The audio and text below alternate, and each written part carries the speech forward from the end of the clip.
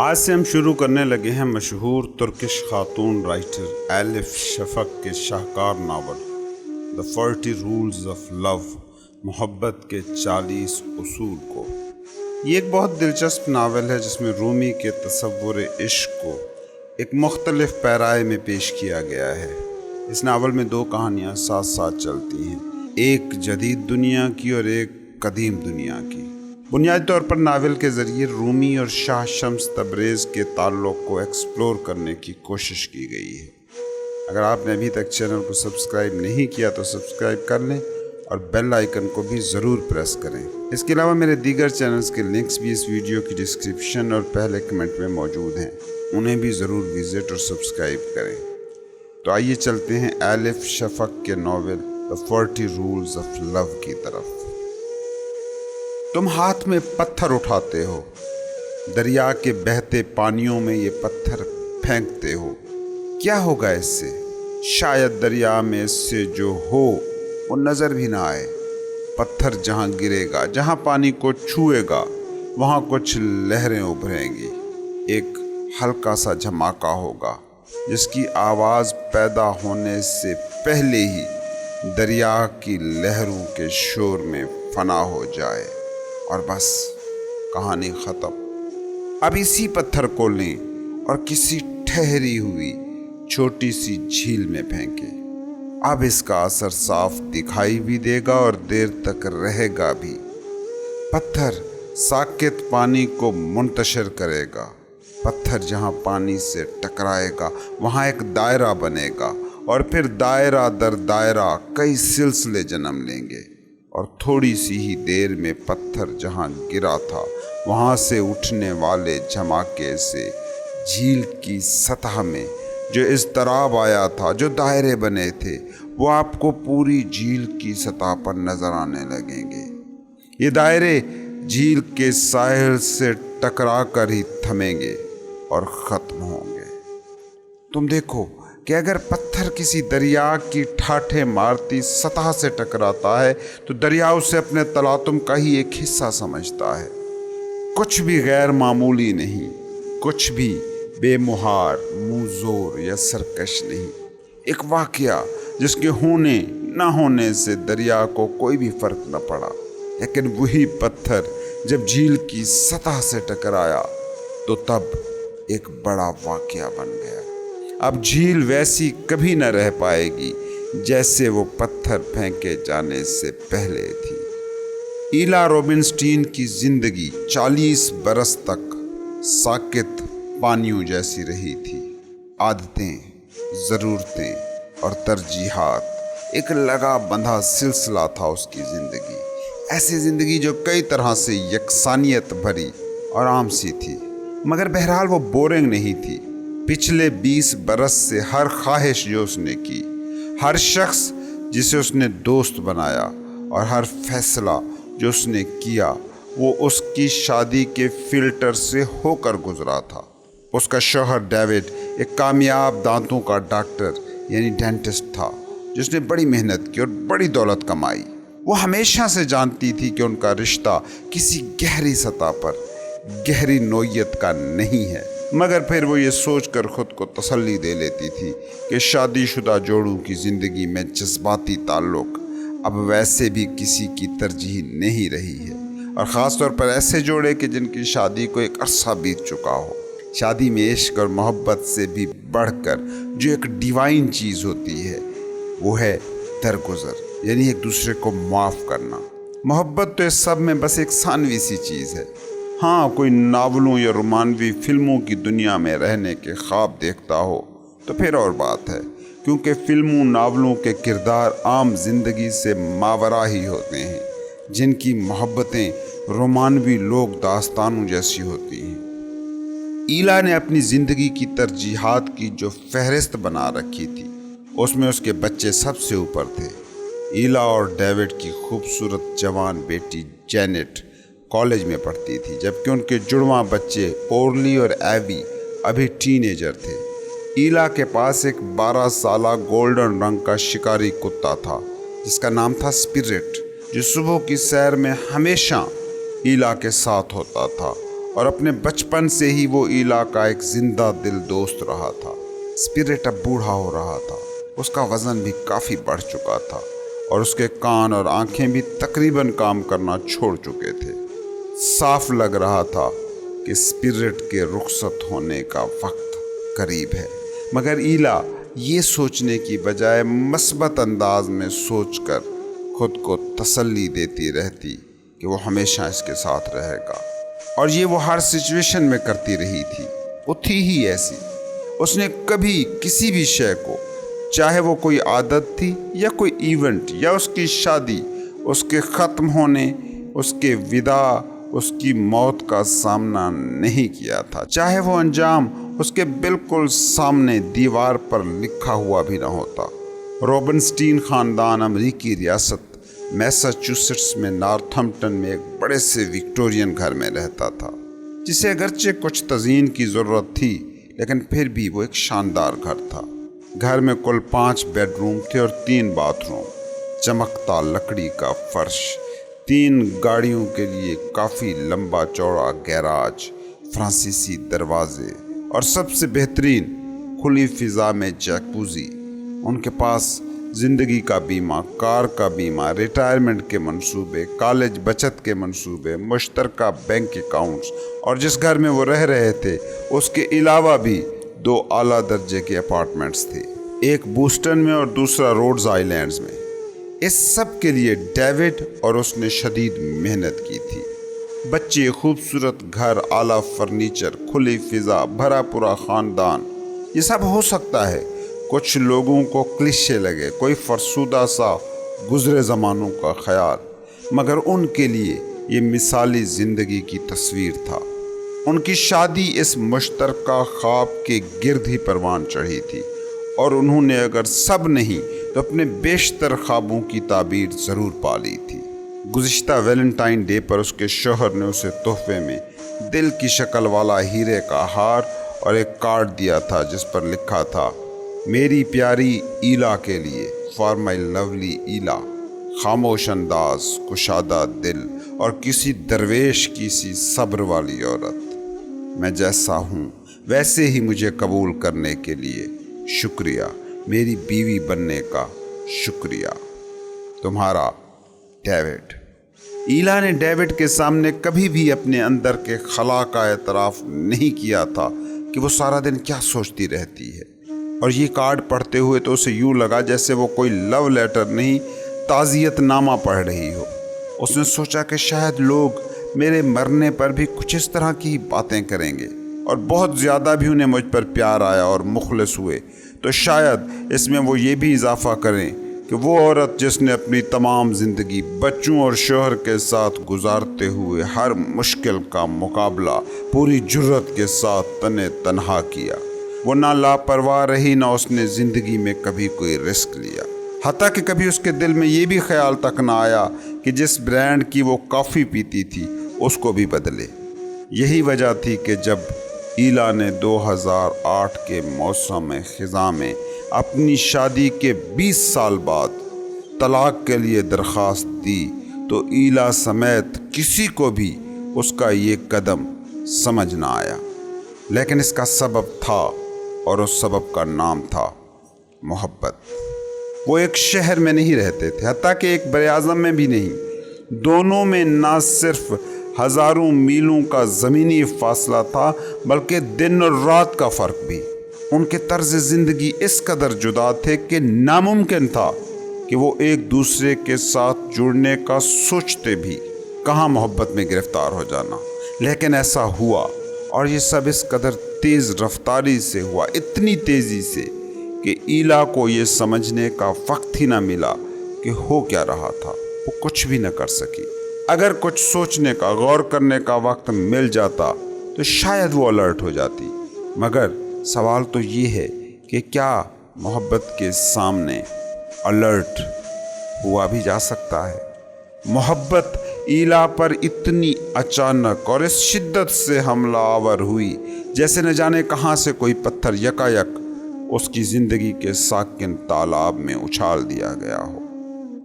ایلا، Northampton, 17 مئی 2008۔ मौसम बहार के उस खुनक दिन उसकी किचन की खिड़की के बाहर परिंदे चहचहा रहे थे। वो दिन उसकी याददाश्त में गोया अटक गया था। उसके बाद ईला ने उस दिन के मंजर अपने जहन में इतनी बार देखे कि वो दिन कभी माजी बन ही ना सका। उसे महसूस होता था जैसे वो दिन, वो लम्हे जारी लम्हे हैं, कोई ऐसा लम्हा है मौजूद कि जो अब भी कायनात में कहीं मुसलसल रूनुमा हो रहा है। उस दिन वो सब वहाँ थे, हफ्ते की सपहर मेज के गिर्द बैठे, जरा ताखीर से दोपहर का खाना खाते हुए। उसका शौहर अपनी पसंदीदा फ्राइड चिकन के लेग पीसेस से अपनी प्लेट भर रहा था। एवी किसी ड्रम स्टिक की तरह अपने चम्मच कांटे से खेल रहा था, जबकि उसकी जुड़वा बहन औरली ये हिसाब लगाने की कोशिश कर रही थी कि वो किस खाने के कितने लुक़मे खाए ताकि रोज़ाना के 650 कैलोरीज खुराक के मुताबिक उसकी डाइट मेंटेन रहे। जेनेट, जो करीबी माउंट होलियोक कॉलेज में पहले साल की तालबा थी, ब्रेड स्लाइस पर क्रीम चीज़ फैलाते हुए अपने ख्यालों में मगन थी। मेज़ पर आंटी इस्थर भी मौजूद थी, जो अपने मशहूर मार्बल केक के साथ आई थी और फिर दोपहर के खाने तक रुक गई थी। ईला को बाद में काफ़ी काम निपटाने थे, मगर वो अभी मेज़ से उठने के लिए तैयार नहीं थी। कुछ अरसे से अक्सर ऐसा नहीं हो रहा था कि घर भर इकट्ठा होकर खाने की मेज़ पर बैठे, और उसे ये सब के मिल बैठने का सुनहरी मौका मिल गया था। इस्थर, क्या ईला ने तुम्हें खुशखबरी सुनाई? डेविड ने अचानक पूछा। इसे बड़ी अच्छी नौकरी मिल गई है। ईला ने वैसे तो अंग्रेज़ी अदब में ग्रेजुएशन की थी और उसे फिक्शन से बड़ा लगाव था, मगर अमलन कॉलेज के बाद अदबी मैदान में उसने कुछ ख़ास नहीं किया था। हाँ, कभी कभार ख़वातीन के रिसालों के लिए कोई कहानी एडिट कर दी, कुछ बुक क्लब्स की मेंबरशिप ले ली, या फिर किसी मकामी अखबार के लिए तबसरा कुतुब का आर्टिकल लिख दिया, बस। एक ज़माना था कि जब वो बड़ी नामवर अदबी नक्काद बनना चाहती थी, मगर फिर उसे ये हकीकत गोया बादल नाखास्ता कबूल करनी पड़ी कि नेचर ने 3 बच्चों की माँ बनाकर घर की इतनी जिम्मेदारियाँ सौंप दी थीं कि वो हमा वक्त खातून खाना ही रह सकती थी। नक्काद बनने का उसका ख्वाब कहीं राह में ही खो गया, मगर उसे इस पर कोई ख़ास पछतावा नहीं था। माँ की जिम्मेदारी, बीवी की जिम्मेदारी, सुबह अपने कुत्ते के साथ सैर, कुल मिला के उसकी ज़िंदगी खासी मसरूफ़ रही थी।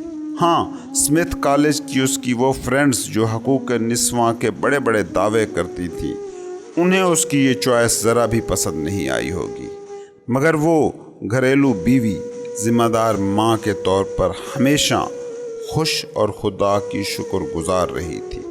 वैसे इस ज़िंदगी के साथ खुश रहने का फ़ैसला दुरुस्त ही था कि उसके पास और कोई ऑप्शन भी नहीं था, मगर इस तमाम अरसे में तमाम तर घरेलू जिम्मेदारियों के बावजूद भी उसका किताबों से इश्क ख़त्म नहीं हुआ था। मुताला करने के लिए अब भी वो ज़रूर वक्त निकाल लेती थी, लेकिन गुज़िश्ता कुछ सालों से हालात बदल रहे थे। बच्चे बड़े हो गए थे और साफ साफ अपनी हरकतों से बता रहे थे कि उनको अब उसकी वो ज़रूरत नहीं रही जो एक ज़माने तक थी। मतलब उसके पास अब फुर्सत थी, और इस फुर्सत को बोरियत में ढलने से कबल वो सोचने लगी थी कि वो कोई मुलाजमत ढूंढ ले, क्योंकि अब उसका वक्त बांटने वाले अपने वक्त का और मसरफ ढूंढने लगे थे। जब उसने अपने शौहर से नौकरी का आइडिया शेयर किया तो डेविड ने भी उसकी हौसला अफजाई की थी। हाँ, वो इस बात पर ज़रूर बात करते रहे थे कि क्योंकि ईला ने ज़िंदगी में बहुत से मौके मिस किए थे कि जब उसे कोई अच्छी जॉब मिल सकती थी, और ये कि लोग अब मुलाजमत के लिए नौजवानों को प्रेफर करते हैं या ऐसे लोगों को जिनके पास काम का काफ़ी तजर्बा हो। शौहर के साथ इन बहसों से ईला को महसूस हुआ कि वो मुलाजमतें ढूंढने गई तो उसे बार बार रिजेक्शन का सामना होगा, इसलिए उसने नौकरी का आइडिया भी तर्क कर दिया। मगर उसकी नौकरी की तलाश में जो भी ख्याली या हकीकी रुकावटें मौजूद थीं, वो सब मई 2008 में ख़त्म हो गईं। अपनी 40वीं सालगिरह से 2 हफ्ते पहले वो बूस्टन की एक लिटरेरी एजेंसी के लिए काम करना शुरू कर चुकी थी। ये नौकरी उसके शौहर ने अपने एक क्लाइंट की मदद से उसके लिए तलाश की थी, ये शायद अपनी किसी महबूबा के ज़रिए से। اوہ یہ کوئی بڑی بات نہیں، ایلا نے جلدی سے وضاحت کی، میں ایک لٹریری ایجنٹ کی جز وقتی ریڈر ہوں بس۔ لیکن ڈیوڈ پرعزم دکھائی دیا کہ وہ اپنی نئی نوکری کو یوں کم تر نہ سمجھے۔ چھوڑو بھی، انہیں بتاؤ کہ وہ ایک معروف ایجنسی ہے، اس نے اسے ٹوکتے ہوئے کہا، مگر ایلا نے نوکری کے لیے یوں جھوٹ بولنے سے انکار کر دیا اور اس کے شوہر کو بھی اس کی بات ماننا پڑی، لیکن اس نے اپنی بات جاری رکھی۔ وہ ایک باوقار مشہور جگہ ہے استر، تم ذرا وہاں کے دیگر اسسٹنٹس کو دیکھو، بہترین کالجوں سے تازہ نکلے لڑکے اور لڑکیاں کام کرتی ہیں وہاں۔ ایلا شاید وہاں کام کرنے والی واحد ایسی خاتون ہوگی جو برسوں خاتون خانہ رہنے کے بعد دوبارہ سے وہاں کام کر رہی ہوگی۔ اب تم ہی بتاؤ، کیا یہ کوئی اسپیشل بات نہیں ہے؟ ایلا کو اپنے شوہر کے منہ سے یہ باتیں سن کر حیرت ہوئی۔ وہ سوچنے لگی کہ اس کے شوہر کو آخر کیا شرمندگی ہے جسے وہ مٹانا چاہ رہا ہے۔ کیا اسے اس بات پر ندامت ہو رہی ہے کہ اس کی وجہ سے اسے اپنا کیریئر بنانے کا موقع نہیں ملا تھا، یا پھر یہ وجہ ہے کہ وہ اس کو چیٹ کر رہا ہے، اس سے بے وفائی کر رہا ہے؟ ڈیوڈ کے احساس سے جرم کی یہی دو وضاحتیں ہی ممکن تھی، ورنہ آخر کیوں وہ اس کی نوکری پر یوں خوش اور پرجوش ہوتا؟ ڈیوڈ نے مسکرا کر بات ختم کرتے ہوئے کہا کہ یہ ہے ایلا کی جرأت مندی اور ہم سب کو ایلا پر فخر ہے۔ آنٹی استر نے بھی جذباتی لہجے میں کہا کہ ایلا تو ایک نعمت ہے اور ہمیشہ سے ہے۔ ایلا کو لگا کہ یہ دونوں ایسے بات کر رہے ہیں جیسے وہ اس دنیا سے گزر چکی ہے اور یہ اس کی موت کے بعد بیٹھے باتیں کر رہے ہیں۔ خیر، ان سب نے اسے محبت بھری نگاہوں سے دیکھا، حتیٰ کہ ایوی نے بھی کوئی منہ پھٹ تبصرہ نہ کیا۔ اورلی بھی شاید پہلی بار اپنی لکس کے علاوہ کسی اور شے کی پرواہ کرتی نظر آئی۔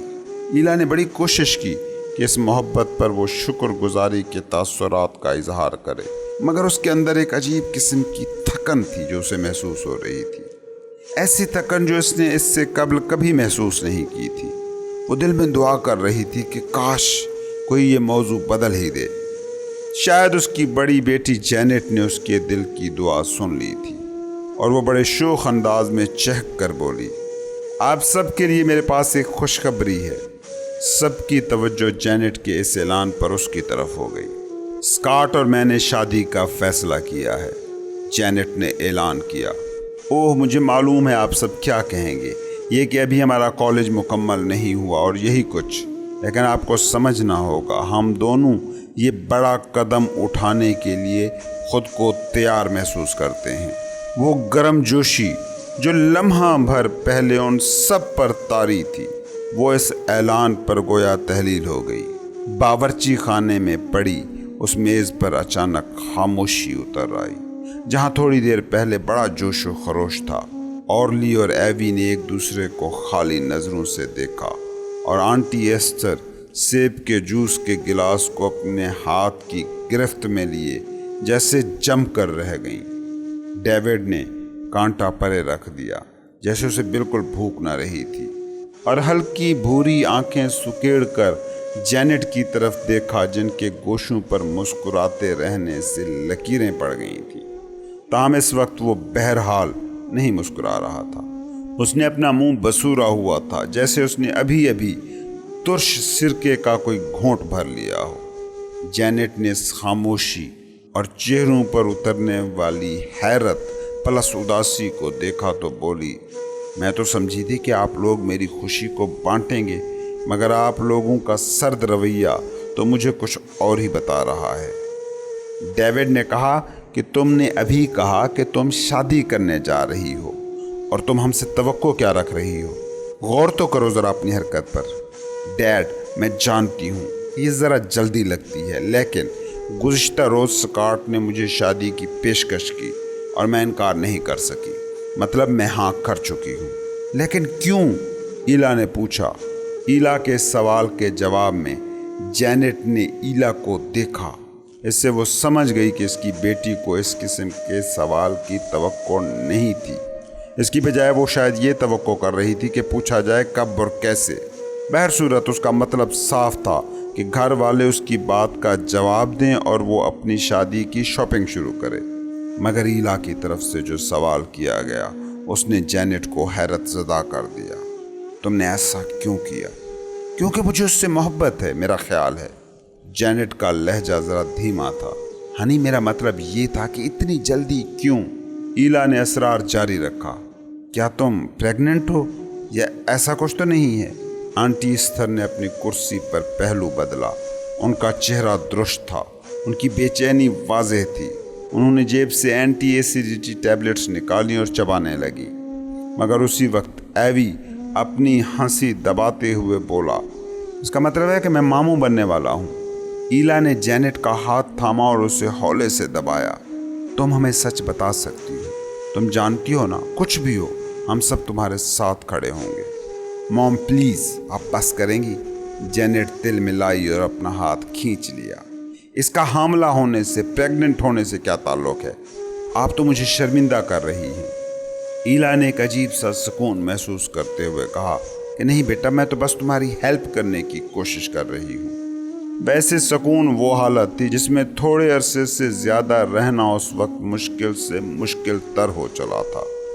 جینٹ مگر تپ چکی تھی۔ اس نے کہا، آپ میری مدد کر رہی ہیں؟ میری حد تک کر کے؟ آپ کو میرے اور اسکاٹ کی شادی کرنے کی واحد وجہ بس یہی نظر آئی کہ میں اب حاملہ ہو چکی ہوں؟ مطلب آپ کے ذہن میں یہ سوال تک ہی نہیں اٹھا کہ میں اس لڑکے سے اس لیے شادی کرنا چاہتی ہوں کہ مجھے اس سے محبت ہے؟ مجھے اسکاٹ سے ڈیٹنگ کرتے ہوئے پورے 8 ماہ ہو چکے ہیں۔ اس پر ایلا تمسخر سے بولی، او ہاں، یوں جیسے تم 8 ماہ میں کسی مرد کے کردار کا پتہ کر سکتی ہو۔ تمہارے باپ اور میری شادی کو تقریباً 20 سال ہو چکے ہیں، اور ہم یہ بھی دعویٰ نہیں کر سکتے کہ ہم ایک دوسرے کے بارے میں سب کچھ جانتے ہیں۔ 8 ماہ کسی بھی رشتے میں کوئی مدت نہیں ہوتے۔ خدا کو یہ پوری کائنات تخلیق کرنے میں صرف 6 روز لگے تھے، ایوی نے مسکراتے ہوئے چڑانے کے ڈھنگ سے کہا، مگر میز پر موجود سب لوگوں کی سرد نگاہوں نے اسے دوبارہ خاموش ہونے پر مجبور کر دیا۔ بڑھتے ہوئے تناؤ کو محسوس کر کے ڈیوڈ، جس کی نگاہیں اپنی بڑی بیٹی پر جمی ہوئی تھیں اور اس کی پیشانی پر کسی خیال کی لکیریں نمودار ہو چکی تھیں، اس نے مداخلت کی اور کہا، ہنی، تمہاری ماں یہ کہنے کی کوشش کر رہی ہے کہ ڈیٹنگ اور بات ہے اور شادی بالکل مختلف چیز۔ لیکن ڈیڈ، آپ کا کیا خیال ہے کہ ہم ہمیشہ ڈیٹ ہی کرتے رہیں گے؟ جینٹ نے پوچھا۔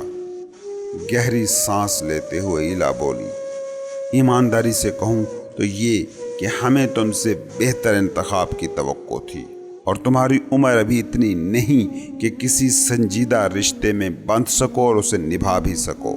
جینٹ نے جواب میں ایسا سپاٹ لہجہ اختیار کیا کہ جس کو اس کے گھر والوں نے پہلے کبھی نہیں دیکھا تھا۔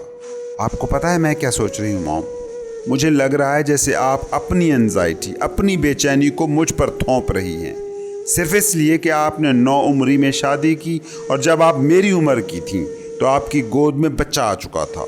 مگر اس کا مطلب یہ نہیں کہ جو غلطیاں آپ نے کی ہیں میں بھی وہی غلطیاں کروں۔ ایلا کا چہرہ سرخ ہو گیا، جیسے کسی نے اسے منہ پر تھپڑ دے مارا ہو۔ اپنے دل میں کہیں اسے وہی مشکل حمل یاد آ رہا تھا جس کے نتیجے میں جینٹ کی وقت سے پہلے پیدائش ہوئی تھی۔ اس کی بیٹی نے اس سے بچپن میں اس کی ساری توانائی نچوڑ لی تھی، اور یہی وجہ تھی کہ دوبارہ حاملہ ہونے سے پہلے اس نے 6 سال انتظار کیا تھا۔ سویٹ ہارٹ، ہم تمہارے لیے خوش تھے جب تم نے اسکاٹ سے میل ملاپ شروع کیا تھا۔ ڈیوڈ نے محتاط انداز میں ایک مختلف حکمت عملی آزمانے کی کوشش کرتے ہوئے کہا، وہ اچھا لڑکا ہے، لیکن کون جانتا ہے کہ گریجویشن کے بعد تم کیا سوچو؟ حالات تب بہت مختلف ہو سکتے ہیں۔ جینٹ نے ہولے سے سر ہلایا، جیسے اسے باپ کی بات سمجھ آ رہی ہو، مگر وہ سر ہلانا ایک اور تلخ سوال کا اشارہ تھا جو اس نے پوچھا، کیا اس لیے کہ اسکاٹ یہودی نہیں ہے؟ ڈیوڈ نے بے یقینی کے عالم میں آنکھیں گھمائیں۔ نسل، مذہب یا صنف کے متعلق گھر میں کوئی منفی رائے دینے سے گریز کرنے پر اسے اپنے کشادہ دل اور مہذب باپ ہونے پر ہمیشہ فخر رہا تھا۔ تاہم جینٹ آج ہر حد پھلانگنے پر تلی بیٹھی تھی۔ اپنی ماں کی طرف مڑتے ہوئے اس نے پوچھا، کیا آپ میری آنکھوں میں یہ دیکھ کر بتا سکتی ہیں کہ اگر اسکاٹ آرون نامی کوئی نوجوان یہودی ہوتا تو تب بھی آپ یہی اعتراض کر رہی ہوتی؟ जैनेट के लहजे में तंज और तलखी थी। ईला को खदशा था कि उसकी बेटी के अंदर उसके लहजे से ज़्यादा तलखी और तंज भरे हुए हैं। स्वीट हार्ट, मैं तुमसे पूरी ईमानदारी से कहूँगी, चाहे तुम्हें पसंद ना भी आए, मैं जानती हूँ कि नौजवान होना, मोहब्बत में गिरफ्तार होना कैसा शानदार महसूस होता है। मगर मेरा यकीन करो, मैं समझती हूँ, लेकिन किसी मुख्तलिफ पस मंज़र के शख्स से शादी करना एक बड़ा जुआ है, और तुम्हारे माँ बाप की हैसियत से हम यकीन दहानी चाहते हैं कि जो कुछ तुम करने जा रही हो वो ठीक है। और आपको कैसे पता है कि जो आपके नज़दीक ठीक है वो मेरे लिए भी ठीक होगा? इस सवाल ने ईला को ज़रा बुझा दिया। उसने आह भरी और अपनी पेशानी को मसला, यूं जैसे सर दर्द शुरू होने लगा हो। मुझे उससे मोहब्बत है मॉम। क्या इस बात की आपके नज़दीक कोई अहमियत है?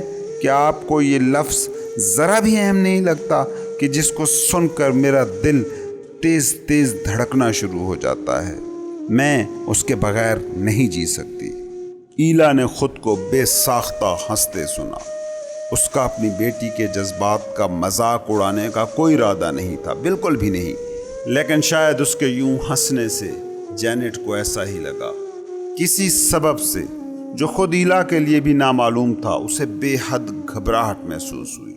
जैनेट से पहले भी उसके झगड़े हुए थे सैकड़ों बार, मगर आज ऐसा महसूस हुआ जैसे वो किसी और से किसी बड़ी बात पर तकरार कर रही है। मॉम, क्या आपने कभी मोहब्बत नहीं की? जैनेट ने जल्दी से पूछा। उसके लहजे में तहकीर का शायबा था। ओह छोड़ो भी, जागते में ख्वाब देखना बंद करो और हकीकत की दुनिया में आओ। ईला की नज़रें किसी ड्रामाई लफ्ज़ की तलाश में खिड़की पर जमी थी, यहाँ तक कि आखिरकार वो लफ्ज़ उसे मिल ही गया। तुम बहुत रोमांटिक हो रही हो। रोमांटिक होने में क्या बुराई है? जैनेट ने पूछा। उसे जैसे ठेस पहुंची थी। वाकई रोमांटिक होने में क्या बुराई है? ईला ने सोचा। वो रोमान पसंदी के बारे में कब से इतनी बरहम होने लगी थी? अपने दिमाग को परेशान करते इन सवालों के जवाब देने में नाकाबिल उसने बात जारी रखी। छोड़ो भी हनी, तुम किस सदी में जी रही हो? अपने दिमाग में ये बात बिठा लो, औरतें उन मर्दों से शादी नहीं करती जिनसे वो मोहब्बत में गिरफ्तार हों। वक्त आने पर वो ऐसे लड़के को चुनती हैं जो अच्छा बाप और काबिल भरोसा शौहर बन सके। मोहब्बत में बस एक खुशगवार और शीरी एहसास है जो तारी होता है और फिर तेज़ी से गुजरते वक्त के बहाव में ख़त्म हो जाता है। बात ख़त्म करके ईला अपने शौहर की तरफ मुड़ी। डेविड ने गिलास पर से अपने हाथ उठाए और आहिस्तगी से दोनों हाथ एक दूसरे के ऊपर रख लिए, और अब उसे यूं देख रहा था जैसे वो पहले इसे कभी दिखाई न दी थी। मैं जानती हूँ मैं ऐसा क्यों कर रही हूँ, जैनेट बोली। आप मेरी खुशी और जवानी की हासिद हैं। आप मुझे एक नाखुश हाउसवाइफ बनाना चाहती हैं। आप चाहती हैं कि मैं आप जैसी बन जाऊं मॉम। ईला को अपने पेट में एक अजीब सा एहसास हुआ, यूं जैसे वहां कोई भारी पत्थर रखा हो। क्या वो एक नाखुश हाउसवाइफ थी? एक नाकाम होती शादी में फंसी दरमियानी उम्र की माँ? क्या उसके बच्चे उसे ऐसा देखते थे?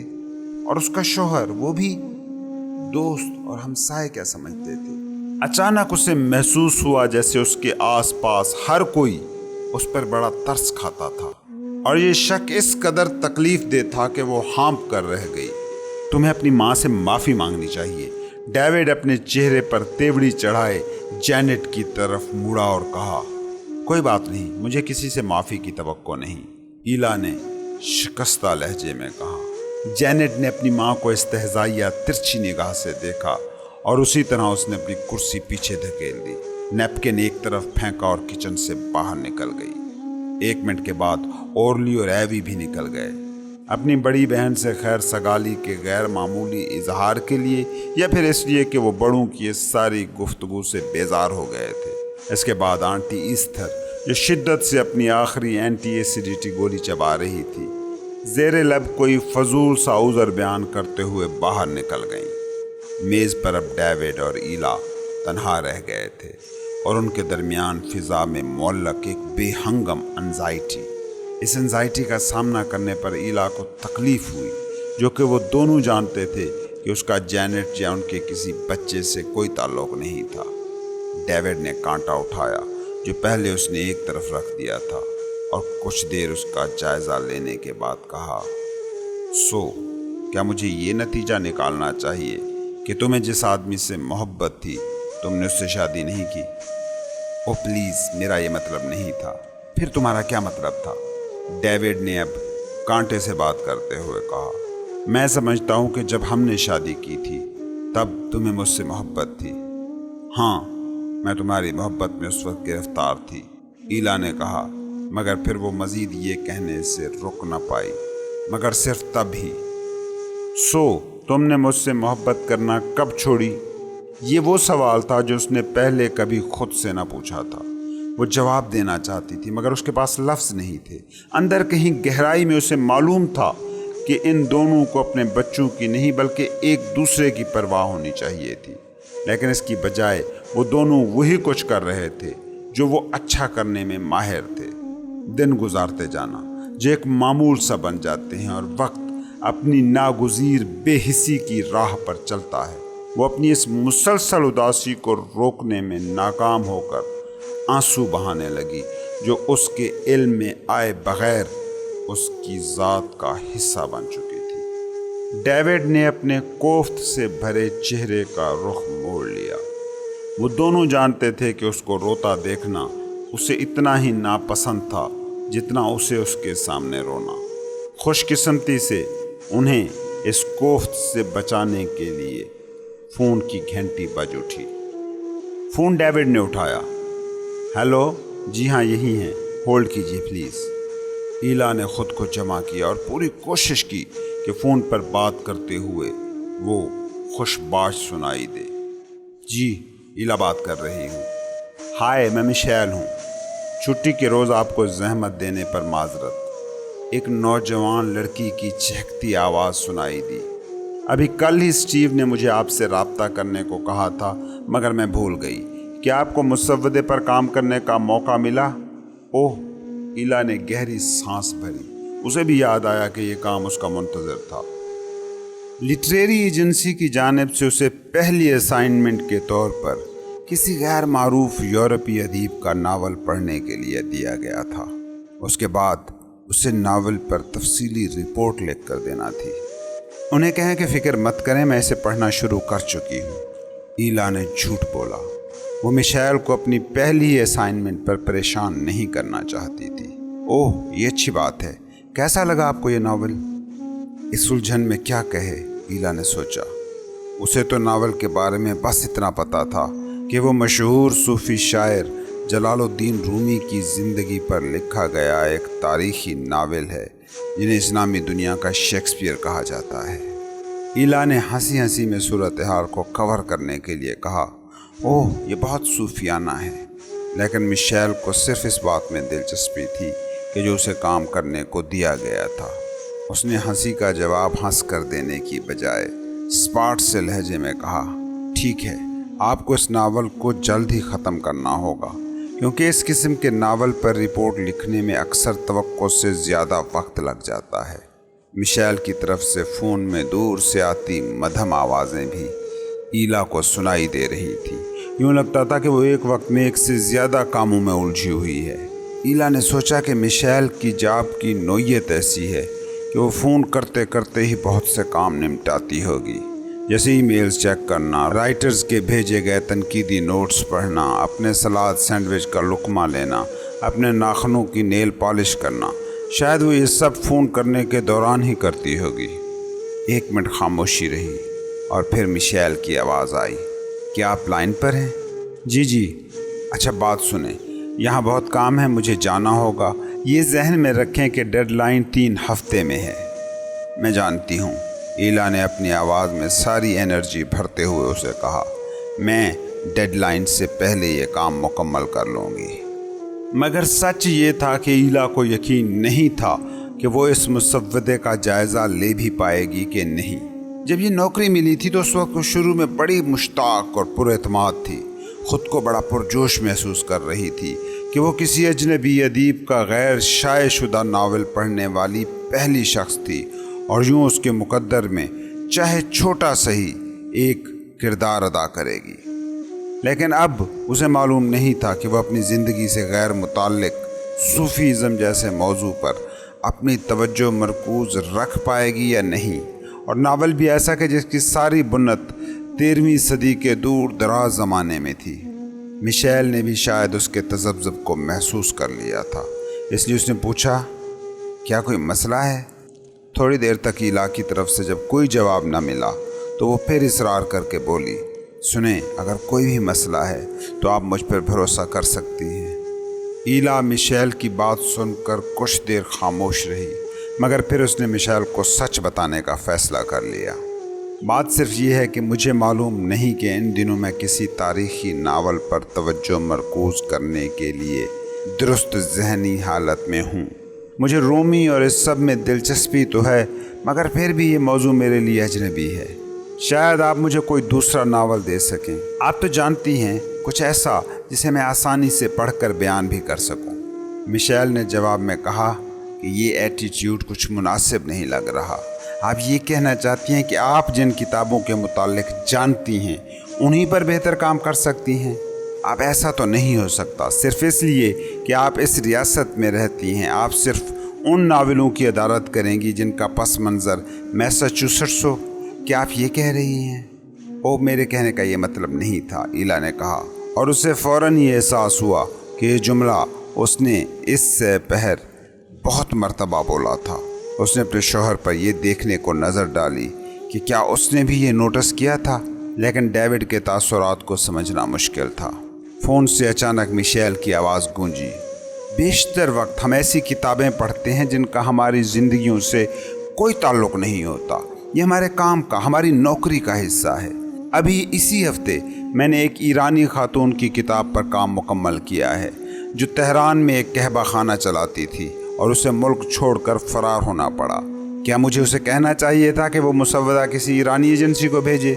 نہیں، بالکل نہیں۔ خود کو احمق اور قصوروار محسوس کرتے ہوئے ایلا منہ ہی منہ میں بڑبڑائی۔ دور دراز زمینوں اور ثقافتوں کے لوگوں سے ربط قائم کرنا، کیا یہ اچھے ادیب کی خوبیوں میں سے ایک نہیں؟ مشیل نے کہا۔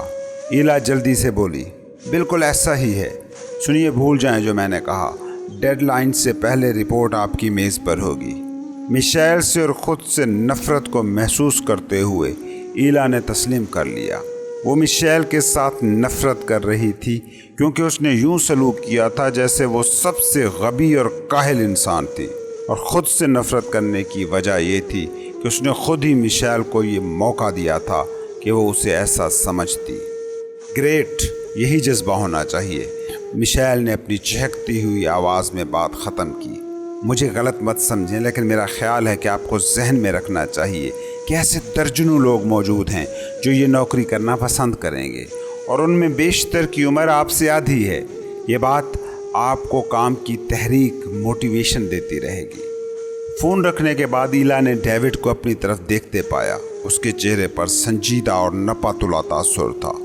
وہ منتظر دکھائی دیتا تھا کہ انہوں نے بات جہاں روکی تھی وہیں سے شروع کریں، لیکن اس کا جی نہیں چاہ رہا تھا کہ وہ اپنی بیٹی کے مستقبل پر مزید غور و فکر کرے، اگرچہ انہیں اس وقت جس ایک بات کی سب سے زیادہ پریشانی تھی وہ بات یہی تھی۔ اسی روز شام کے وقت ایلا پورچ میں اپنے پسندیدہ جھولنے والی کرسی پر اکیلی بیٹھی غروب آفتاب کا منظر دیکھ رہی تھی۔ آسمان اسے اس قدر قریب اور کشادہ دکھائی دیا کہ جیسے وہ ہاتھ بڑھائے تو تقریباً اسے چھو سکتی ہے۔ اس کے دماغ میں اتنا شور برپا تھا کہ دماغ اس شور سے ہار کر خود ہی جیسے خاموش ہو گیا ہو۔ کریڈٹ کارڈ کی ادائیگیاں، اورلی کے کھانے کی بری عادتیں، ایوی کے برے اسکول کے گریڈ، آنٹی ایسٹر اور اس کے اداسی بھرے کیک، اس کے کتے اسپرٹ کی گرتی صحت، جینٹ کی شادی کے منصوبے، اس کے شوہر کے چوری چھپے معاشقے، خود اس کی زندگی میں محبت کی کمی، ایک ایک کر کے اس نے ان سارے مسئلوں کو چھوٹے چھوٹے ذہنی ڈبوں میں منتقل کر دیا، اور اسی ذہنی کیفیت میں اس نے مسودے کو اس کے لفافے سے نکالا اور یوں جیسے اس کا وزن تولتے ہوئے اپنے ہاتھ میں اچھالا۔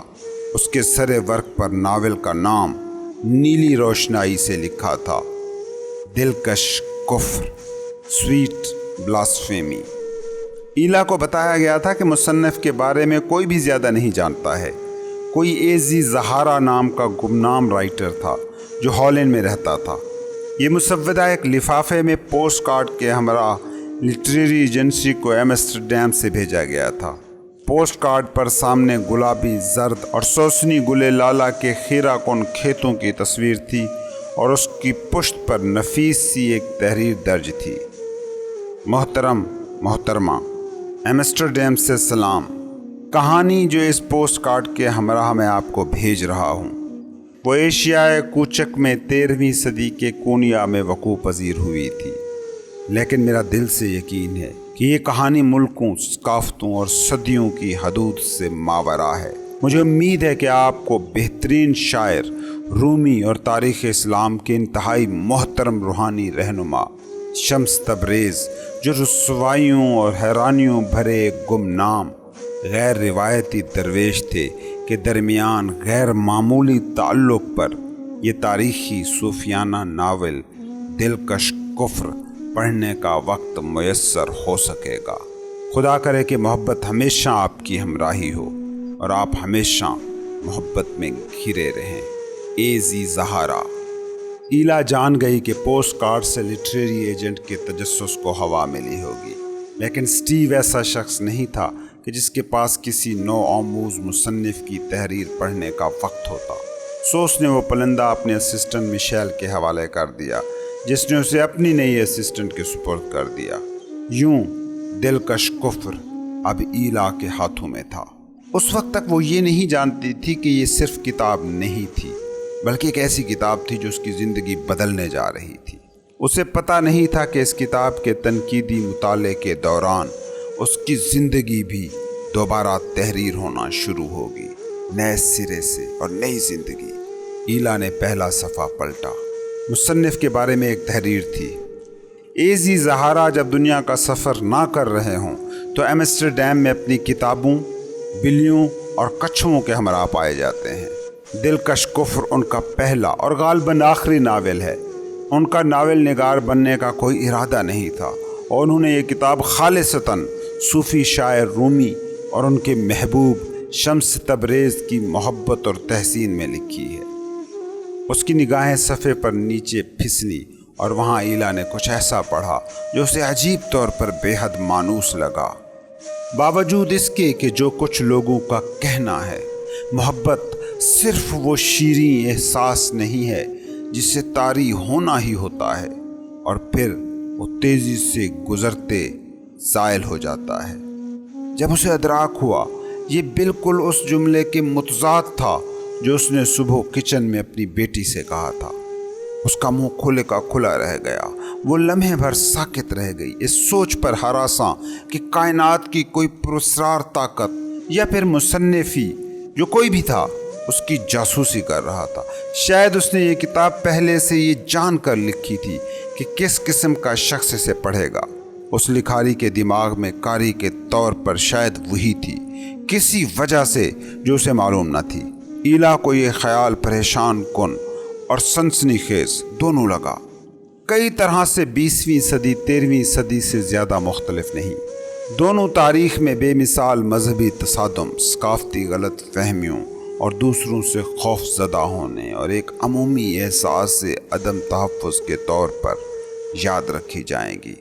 شاید ایسے ادوار میں محبت کی ضرورت کچھ زیادہ ہی محسوس کی جاتی ہے۔ اچانک ایلا کی سمت خنک اور تیز ہوا کا جھونکا آیا جس نے پورچ میں پتے بکھیر دیے۔ غروب آفتاب کا حسن مغربی افق کی سمت تیر گیا تھا اور فضا بے کیف اور بے لطف محسوس ہونے لگی تھی، کیونکہ محبت ہی زندگی کا جوہر اور مقصد ہے۔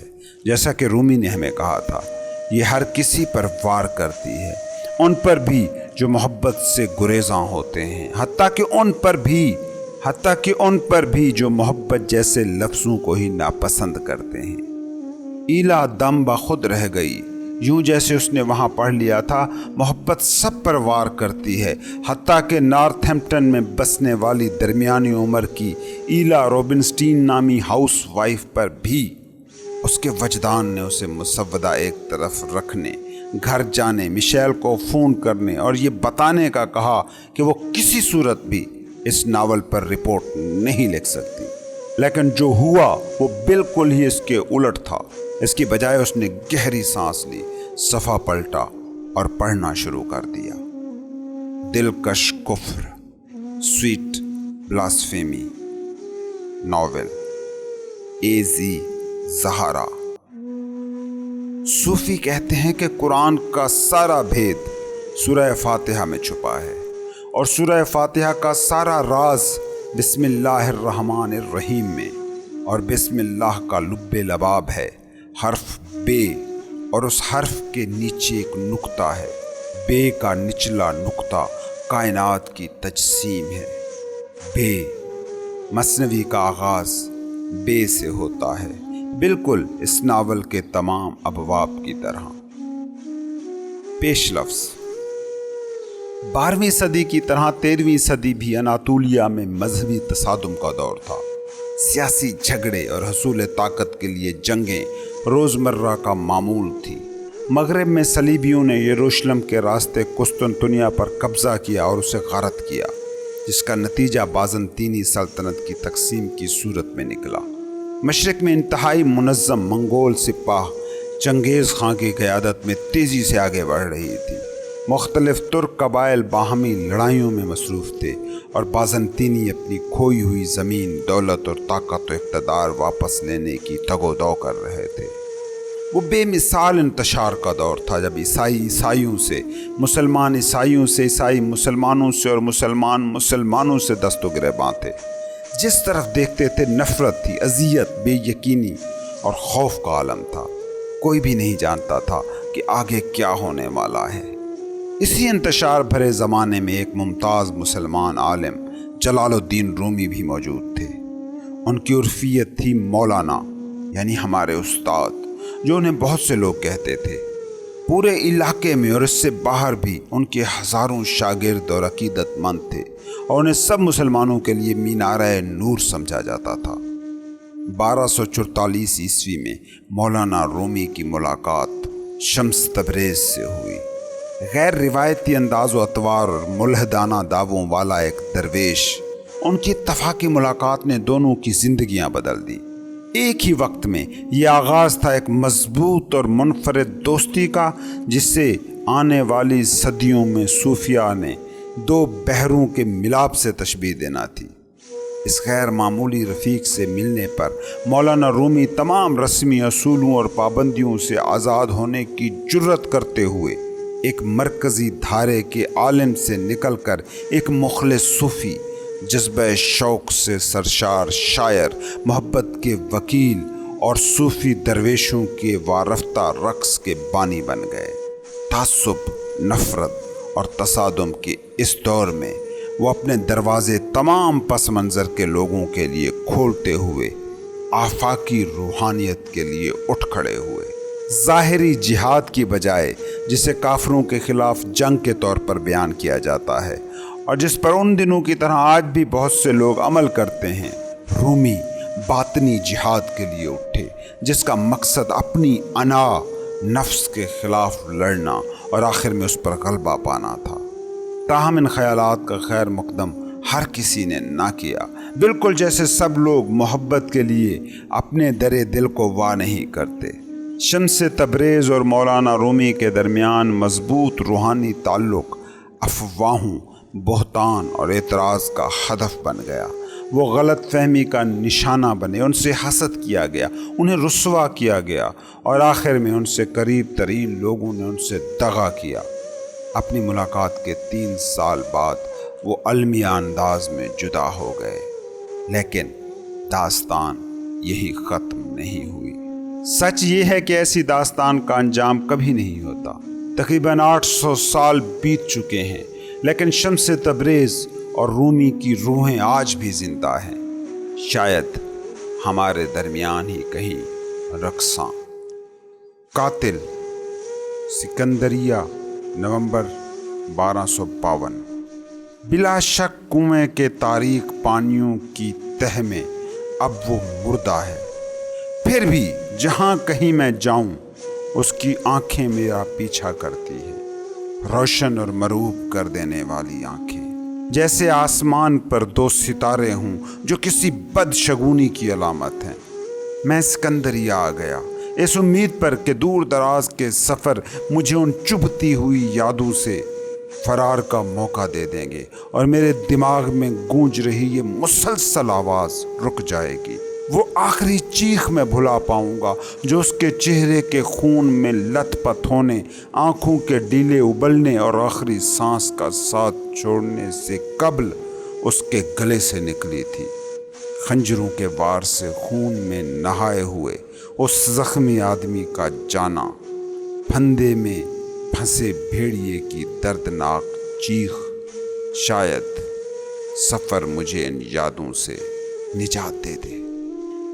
جب تم کسی شخص کی جان لیتے ہو تو اس شخص کی کوئی چیز ہوتی ہے جو آپ میں منتقل ہو جاتی ہے، آہ یا کوئی خوشبو یا کوئی انداز۔ میں اسے ستم رسیدہ کی بد دعا کہتا ہوں، وہ بد دعا جو آپ سے چمٹ جاتی ہے، آپ کی جلد میں گھس کر سیدھی دل میں اتر جاتی ہے اور وجود کا ایک ناگزیر حصہ بن جاتی ہے۔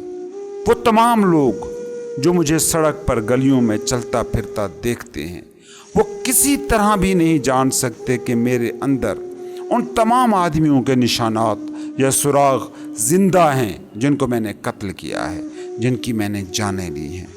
میں کسی نادیدہ ہار کی طرح انہیں اپنی گردن میں پہن کر گھومتا رہتا ہوں، ان کی موجودگی اپنے بدن میں محسوس کرتا ہوں، ایک بوجھل پن کی طرح ان تمام لوگوں کی یادیں مجھ پر سوار رہتی ہیں۔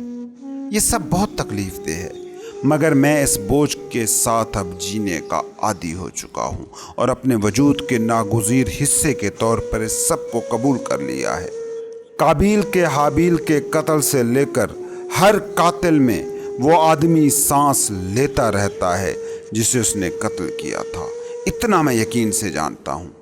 مجھے اس پر اب پریشانی بھی نہیں ہوتی، اب مزید نہیں، لیکن پتہ نہیں کیا ہوا کہ گزشتہ واقعے کے بعد میں بدحواس ہو گیا۔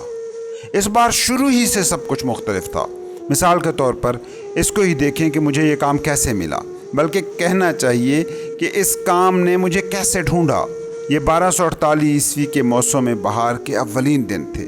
میں کونیا میں ایک کعبہ خانے کے مالک کے لیے کام کر رہا تھا، وہ جنس زدہ خواجہ سرا جو اپنے غصے اور غضب کے لیے مشہور تھا۔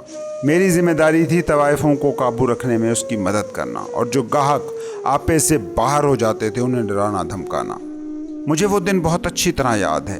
میں ایک طوائف کی تلاش میں تھا جو خدا کی تلاش میں، خدا کے جستجو میں کعبہ خانے سے فرار ہو گئی تھی۔ وہ ایک خوبصورت لڑکی تھی جس نے ایک طرح سے میرا دل توڑا تھا، اور اگر میں اسے ڈھونڈنے اور پکڑنے میں کامیاب ہو جاتا تو میں اس کا چہرہ ایسا بگاڑتا کہ کبھی کوئی مرد اس پر اپنی نظریں دوبارہ ڈالنا ہی پسند نہ کرتا۔ میں اس بے وقوف عورت کو پکڑنے کے قریب ہی تھا جب مجھے اپنی دہلیز پر ایک پراسرار خط ملا۔ میں لکھنا پڑھنا نہیں جانتا تھا، اس لیے وہ خط میں مدرسے میں لے گیا۔ جب وہ خط اس طالب علم نے مجھے سنایا تو پتہ چلا کہ وہ ایک گمنام خط تھا جس کی آخری سطر پہ لکھا تھا چند سچے مسلمان۔ خط کا متن کچھ اس طرح تھا: ہمیں بڑے مستند ذریعوں سے معلوم ہوا ہے کہ تم کہاں سے ہو اور اصل میں کون ہو۔ خط میں لکھا تھا: حشاشین کے پرانے رکن، ہم یہ بھی جانتے ہیں کہ حسن بن صباح کی موت اور تمہارے رہنماؤں کی حراست میں لیے جانے کے بعد تنظیم ویسی نہیں رہی جیسی کبھی ہوا کرتی تھی۔ تم سزا سے بچنے کے لیے کونیا آئے ہو اور تب سے تم بھیس بدلے ہوئے ہو۔ خط میں لکھا تھا کہ ایک بڑے اہم معاملے میں میری خدمات کی فوری ضرورت تھی۔ اس میں یقین دہانی کرائی گئی تھی کہ معاوضہ اطمینان بخش ہوگا۔ اگر مجھے دلچسپی ہے تو مجھے ایک مشہور شراب خانے میں اسی شام اندھیرا اترنے کے بعد پہنچنا تھا۔ وہاں پہنچ کر مجھے کھڑکی کے قریب ترین میز پر دور دروازے کی طرف پشت کر کے سر جھکا کر اپنی نگاہیں فرش پر جما کر بیٹھ جانا تھا۔ جلدی میرے پاس وہ ایک یا ایک سے زیادہ آدمی پہنچ جاتے جنہیں میری خدمات حاصل کرنا تھی۔ وہ مجھے وہ تمام تر معلومات دیتے جن کی مجھے ضرورت تھی۔ ان کے آنے، ان کے جانے اور گفتگو کے درمیان کسی موقع پر بھی मैं अपने सर को उठाकर उनके चेहरों को नहीं देख सकता था। सच ये है कि वो एक अजीब सा खत था, लेकिन जिस तरह का मेरा काम था और जो मेरे ग्राहक होते हैं उनके खपतीपन का मैं आदी था। इन गुज़िश्ता सालों में मेरी खिदमत हर तरह के लोग लेते रहे थे और बेशतर अपने नाम और शनाख्त को खुफिया रखना चाहते थे। तजर्बे ने मुझे ये भी सिखाया था कि अक्सर और बेशतर जो ग्राहक ज़्यादा सख्ती से अपनी शनाख्त छुपाना चाहता है वो अपने शिकार के बहुत करीब होता है। लेकिन ये मेरा दर्द सर नहीं था। मेरा काम था कत्ल करना। उसके पीछे क्या मुहर्रकात हैं, क्या मोटिवेशंस हैं, इनकी खोज, ये मेरा काम नहीं था।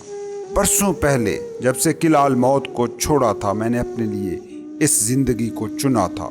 मैं बहरहाल सवाल शाज़ो नादिर ही करता हूँ। मैं सवाल करूँ भी क्यों?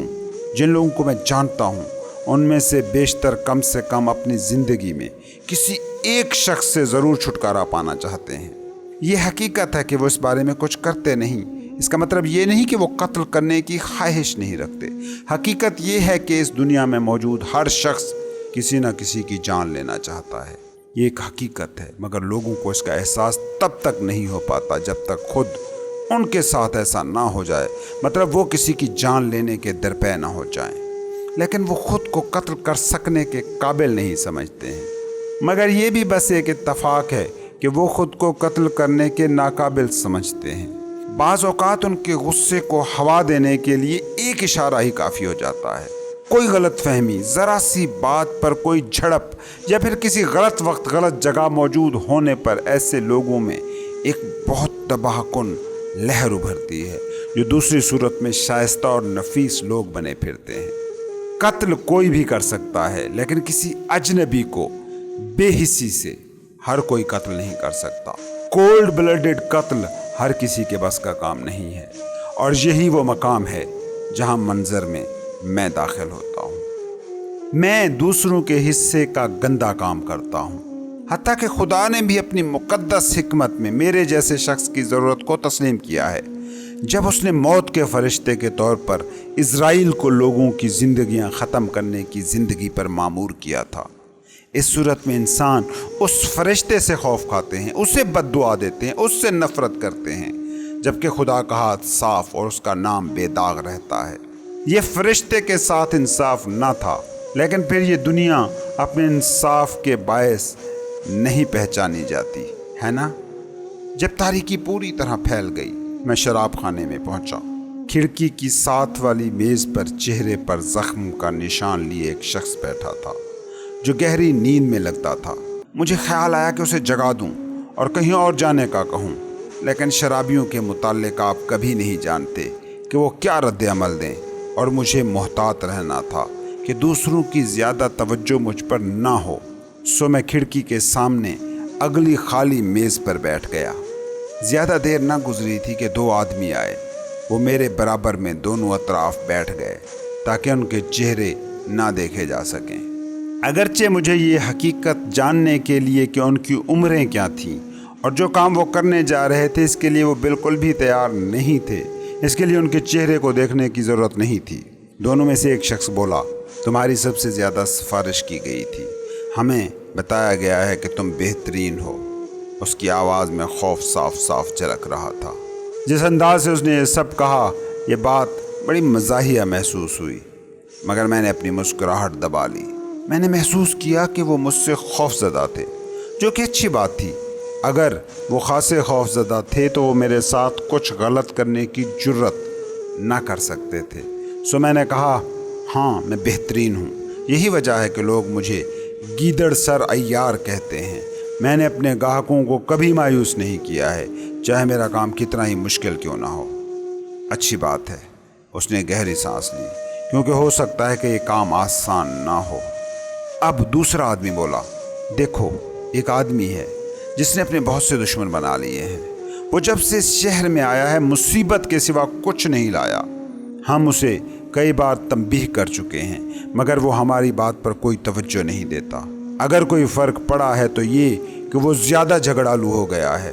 उसने हमारे पास और कोई ऑप्शन नहीं छोड़ा है। हमेशा ऐसा ही होता है। हर बार मामला तय करने से पहले ग्राहक अपनी वजाहत देने की कोशिश करते हैं। यूं जैसे मेरी इजाज़त इस अक़दाम की संगीनी को कम कर सकती थी जो वो करने वाले थे। मैं जानता हूँ कि तुम्हारा क्या मतलब है, मुझे बताओ ये आदमी कौन है, मैंने पूछा।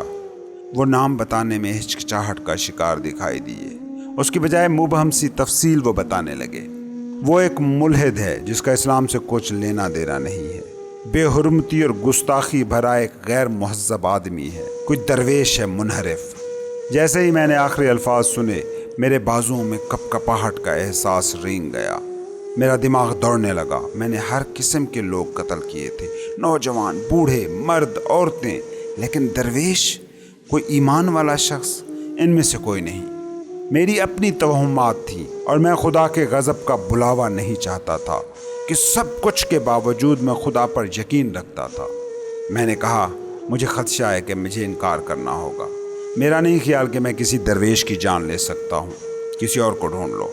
ये कहकर मैं रुखसत होने के लिए उठा, लेकिन उनमें से एक आदमी ने मेरा हाथ थाम लिया और इल्तजा की, ठहरो, बराए मेहरबानी, तुम्हारा मुआवजा तुम्हारी कोशिश के बराबर होगा। तुम्हारा जो भी मुआवजा है हम उससे दुगना देने को तैयार हैं। 3 गुना के बारे में तुम क्या कहते हो? मैंने इस बारे में कायल होकर पूछा कि वो इतनी ज़्यादा रकम नहीं दे पाएंगे, लेकिन मुझे हैरत हुई जब ज़रा सी हिचकिचाहट के बाद दोनों राज़ी हो गए। मैं सरासीमा होकर वापस बैठ गया। इतनी रकम के साथ मैं आखिरकार आसानी से अपने लिए दुल्हन हासिल करके शादी कर सकता था और गुज़र बसर कैसे होगी इन फ़िक्रों से भी आज़ाद रह सकता था। कोई दरवेश था या नहीं, इस रकम के एवज़ तो कोई भी कत्ल का मुस्तहक था। उस लम्हे मैं कैसे जान पाता कि मैं अपनी ज़िंदगी की सबसे बड़ी गलती करने जा रहा हूँ, एक ऐसी गलती कि जिसके बाद मैंने सारी ज़िंदगी उस पर पछताना था। मैं कैसे जान सकता था कि किसी दरवेश का कत्ल इतना मुश्किल होता है और ये कि उसकी मौत के इतने अरसे बाद भी उसकी खंजर जैसी तेज़ निगाह हर जगह मेरा पीछा करती रहेगी। तब से 4 बरस गुजर चुके हैं जब मैंने उसके सहन में उसको छुरा घोंपा था और उसकी लाश को ठिकाने लगाने के लिए कुएं में गिराया था, एक छपाके के इंतज़ार में जो कभी सुनाई नहीं दिया। कोई हल्की सी आवाज़ तक नहीं उठी। यूं था जैसे वो नीचे पानी में गिरने की बजाय ऊपर आसमान में कहीं गिर गया था। मुझे अब भी सोते में डरावने ख्वाब आते हैं और अगर मैं पानी को देखता हूँ, चंद लहजे से ज़्यादा किसी भी तरह के पानी को, तो एक खुनक सी दहशत मेरे पूरे बदन को अपनी गिरफ्त में ले लेती है और मुझे उबकाई सी आ जाती है। शम्स, समरकंद के बाहर एक सराय, मार्च 1242। मैं लकड़ी की शिकस्ता मेज़ पर बेचैनी से बैठा था। मेरे सामने मोमबत्ती जल रही थी जिसकी लौ मेरी आंख में लहरा रही थी। उस शाम मैं जिस वजद की गिरफ्त में था वो बहुत रोशन और बहुत साफ था। खिले गुलाबों से भरे सहन वाला एक बड़ा सा घर और उसके सहन के बीचों बीच दुनिया के सबसे ठंडे पानी का कुआं। ये खिज़ां की जाती रुत की बहुत ही पुरसकून शाम थी। चाँद की रोशनी हर तरफ फैली थी। पस मंज़र में रातों को बेदार रहने वाले जानवरों का शोर था और कहीं दूर से कुत्ते के भौंकने की आवाज़ आ रही थी। ज़रा सी देर में मेहरबान चेहरे, चौड़े शानों और बादामी रंग की गहरी आँखों वाला एक दरमियानी उम्र का शख्स मेरी तलाश में घर से बाहर निकला। उसके तासुरात दुखी थे, उसकी आंखें बेपनाह उदास थी। शम्स, शम्स, आप कहाँ हैं? वो कभी दाएं कभी बाएं मुंह करके चिल्लाता। हवा तेज हो गई, चांद बादलों की ओट में छुप गया, यूं जैसे जो कुछ होने को था वो उसका गवाह न बनना चाहता हो। उल्लू की तेज आवाज़ जो कुछ देर पहले साफ सुनाई दे रही थी वो बंद हो गई। चमगादड़ों ने अपने पर फड़फड़ाने बंद कर दिए। हत्ता के घर के अंदर आतिशदान की आग में जो लकड़ियां जल रही थी वो भी गोया चटकना भूल गई थी। पूरी कायनात उस वक्त एक कामिल सन्नाटे की जद में थी। आदमी आहिस्ता आहिस्ता कुएं के करीब पहुंचा, झुका और अंदर झांका। शम्स, मेरे महबूब, उसने सरगोशी के अंदाज में कहा, क्या आप यहाँ हैं? मैंने जवाब देने के लिए मुंह खोलना चाहा, मगर मेरे लबों से कोई आवाज़ न निकली। वो आदमी मज़ीद आगे झुका और एक बार फिर कुएं में झांका। पहले तो उसे पानी की तारीकी के सिवा कुछ भी दिखाई न दिया, लेकिन फिर गहराई में, कुएं की तह में, उसे किसी शदीद तूफान के बाद पानी पर हलकोरे लेते किसी शिकस्ता लकड़ी की तरह बेमकसद सा तैरता हुआ मेरा हाथ दिखाई दे गया। उसके बाद उसने आंखें पहचान ली, दो चमकते स्याह पत्थर पूरे चांद को घूरते हुए, जो अब गहरे स्याह बादलों के अकब से निकल रहा था। मेरी आंखें चांद पर यूं जमी हुई थी जैसे आसमानों से अपने कत्ल की वजाहत मांग रही हूँ। आहुजारी और सीना को भी करते हुए वो आदमी अपने घुटनों के बल गिर गया। उन्होंने उसे मार डाला, उन्होंने मेरे शम्स को मार डाला, वो चिल्लाया। तभी एक साए ने तेजी से झाड़ियों के पीछे हरकत की और तेज मगर दबे कदमों से वो किसी जंगली बिल्ली की तरह बाग की दीवार पर चढ़ गया। लेकिन आदमी ने कातिल को ना देखा। शदीद कर्ब व अज़ियत के आलम में वो चीखता और चीखता रहा, यहाँ तक कि उसकी आवाज़ किसी शीशे की तरह किरची किरची हो गई और छोटे छोटे नोकीले टुकड़ों की सूरत रात में बिखर गई। अरे तुम किसी दीवाने की तरह चीख क्यों रहे हो? ये नागवार शोर बंद करो, नहीं तो मैं तुम्हें बाहर निकाल दूंगा। मैंने कहा, मुंह बंद करो। तुमने सुना नहीं? बकवास बंद करो। बुलंद लहजे में ये अल्फाज अदा करने वाली आवाज़ मर्दाना थी, जो धमकाने वाले अंदाज में करीब आती जा रही थी। ज़रा मज़ीद देर को अपने इस तसव्वुर के अंदर ही रहने को तरजीह देते हुए मैंने यूं जाहिर किया जैसे मैंने उसे सुना ही नहीं। मैं अपनी मौत के बारे में मज़ीद जानना चाहता था। मैं उस रंजीदा तरीन आँखों वाले शख्स को भी देखना चाहता था। कौन था वो? उसका मुझसे क्या रिश्ता था? और वो ख़िज़ां की रुत में इतनी शिद्दत से मुझे क्यों तलाश कर रहा था? लेकिन इससे पहले कि मैं अपने वजदान पर एक और निगाह डाल पाता, किसी ने किसी और सिमत से मेरे बाजू को थामा और मुझे इतनी शिद्दत से झंझोड़ा कि मुझे अपने मुंह में अपने दांत बजते हुए महसूस हुए। वो मुझे दोबारा इस दुनिया में खींच लाया। आहिस्तगी से मुतज़ब्ज़ब अंदाज में मैंने आंखें खोली और अपने बराबर में खड़े आदमी को देखा। घनी और उलझी हुई दाढ़ी और घनी मूंछों वाला वो एक दराज कद मोटा सा आदमी था। मैंने उसे पहचान लिया। वो इस सराय का मालिक था। फौरन ही मैंने उसके बारे में दो चीज़ों को वाज़े तौर पर नोटिस किया। एक ये कि वो सख्त बातचीत और तशद्दुद से लोगों को धमकाने वाला आदमी था, और ये कि इस वक्त वो मुश्तैल था। तुम क्या चाहते हो? मैंने पूछा। तुम मेरा बाजू क्यों खींच रहे हो? मैं क्या चाहता हूँ? सराय के मालिक ने माथे पर बल डालकर और गरज कर कहा, मैं चाहता हूँ कि तुम घोड़दौड़ वालों के लिए चीखना बंद करो। ये चाहता हूँ मैं। तुम मेरे ग्राहकों को डरा कर भगा रहे हो। वाकई क्या मैं चीख रहा था? खुद को उसकी गिरफ्त से आज़ाद करवाते हुए मैं ज़ेरे लब बड़बड़ाया, तुम शर्त लगा लो कि तुम चीख रहे थे। तुम किसी ऐसे रीछ की तरह चीख चिल्ला रहे थे जिसके पंजे में कोई कांटा गड़ गया हो। तुम्हें हुआ क्या था? क्या तुम रात का खाना खाते खाते सो गए थे? तुमने ज़रूर कोई डरावना ख्वाब देखा होगा। मैं जानता था कि ये वाहिद माकूल वजाहत थी, और अगर मैंने यही कह दिया तो सराय का मालिक भी मुतमईन हो जाता और मुझे तन्हा छोड़ देता। मगर मैं झूठ बोलना नहीं चाहता था। मैंने कहा, नहीं बिरादर, मैं ख्वाब नहीं देख रहा था, न कोई घिनौना सपना मैंने देखा है, बल्कि हकीकत तो यह है कि मुझे ख्वाब आते ही नहीं हैं। پھر تم اس چیخنے چلانے کا کیا سبب بیان کرو گے؟ سرائے کا مالک جاننا چاہتا تھا۔ مجھے الہام ہوا تھا یہ خوابوں سے مختلف معاملہ ہے۔ اس نے مجھے ہکا بکا تاثر کے ساتھ دیکھا اور کچھ دیر اپنی مونچھوں کے سرے چباتا رہا۔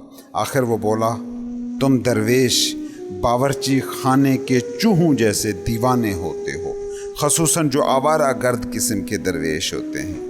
سارا دن تم روزہ رکھتے ہو، بھوکے رہتے ہو اور نماز پڑھتے ہو اور جھلسائے ہوئے سورج تلے پیدل چلتے ہو۔ کوئی حیرت نہیں کہ تمہیں اب بھی واہمے دکھائی دے رہے ہوں۔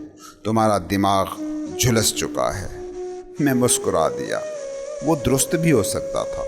لوگ کہتے ہیں کہ خدا کی راہ میں خود کو گم کرنے اور اپنے حواس گم کرنے میں کم ہی فرق ہے۔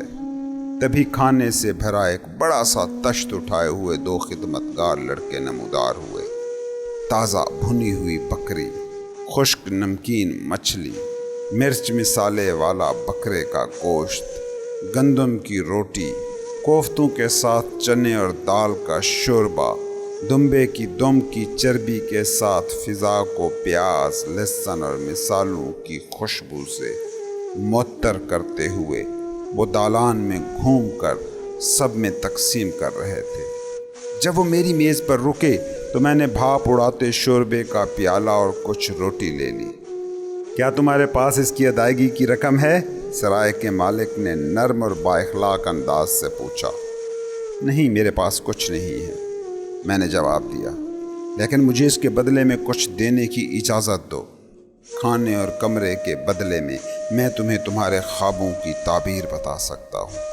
اس بات کا جواب اس نے کولہوں پر ہاتھ رکھ کر حقارت سے ناک چڑھا کر دیا۔ تم نے ابھی مجھے بتایا کہ تم خواب نہیں دیکھتے ہو۔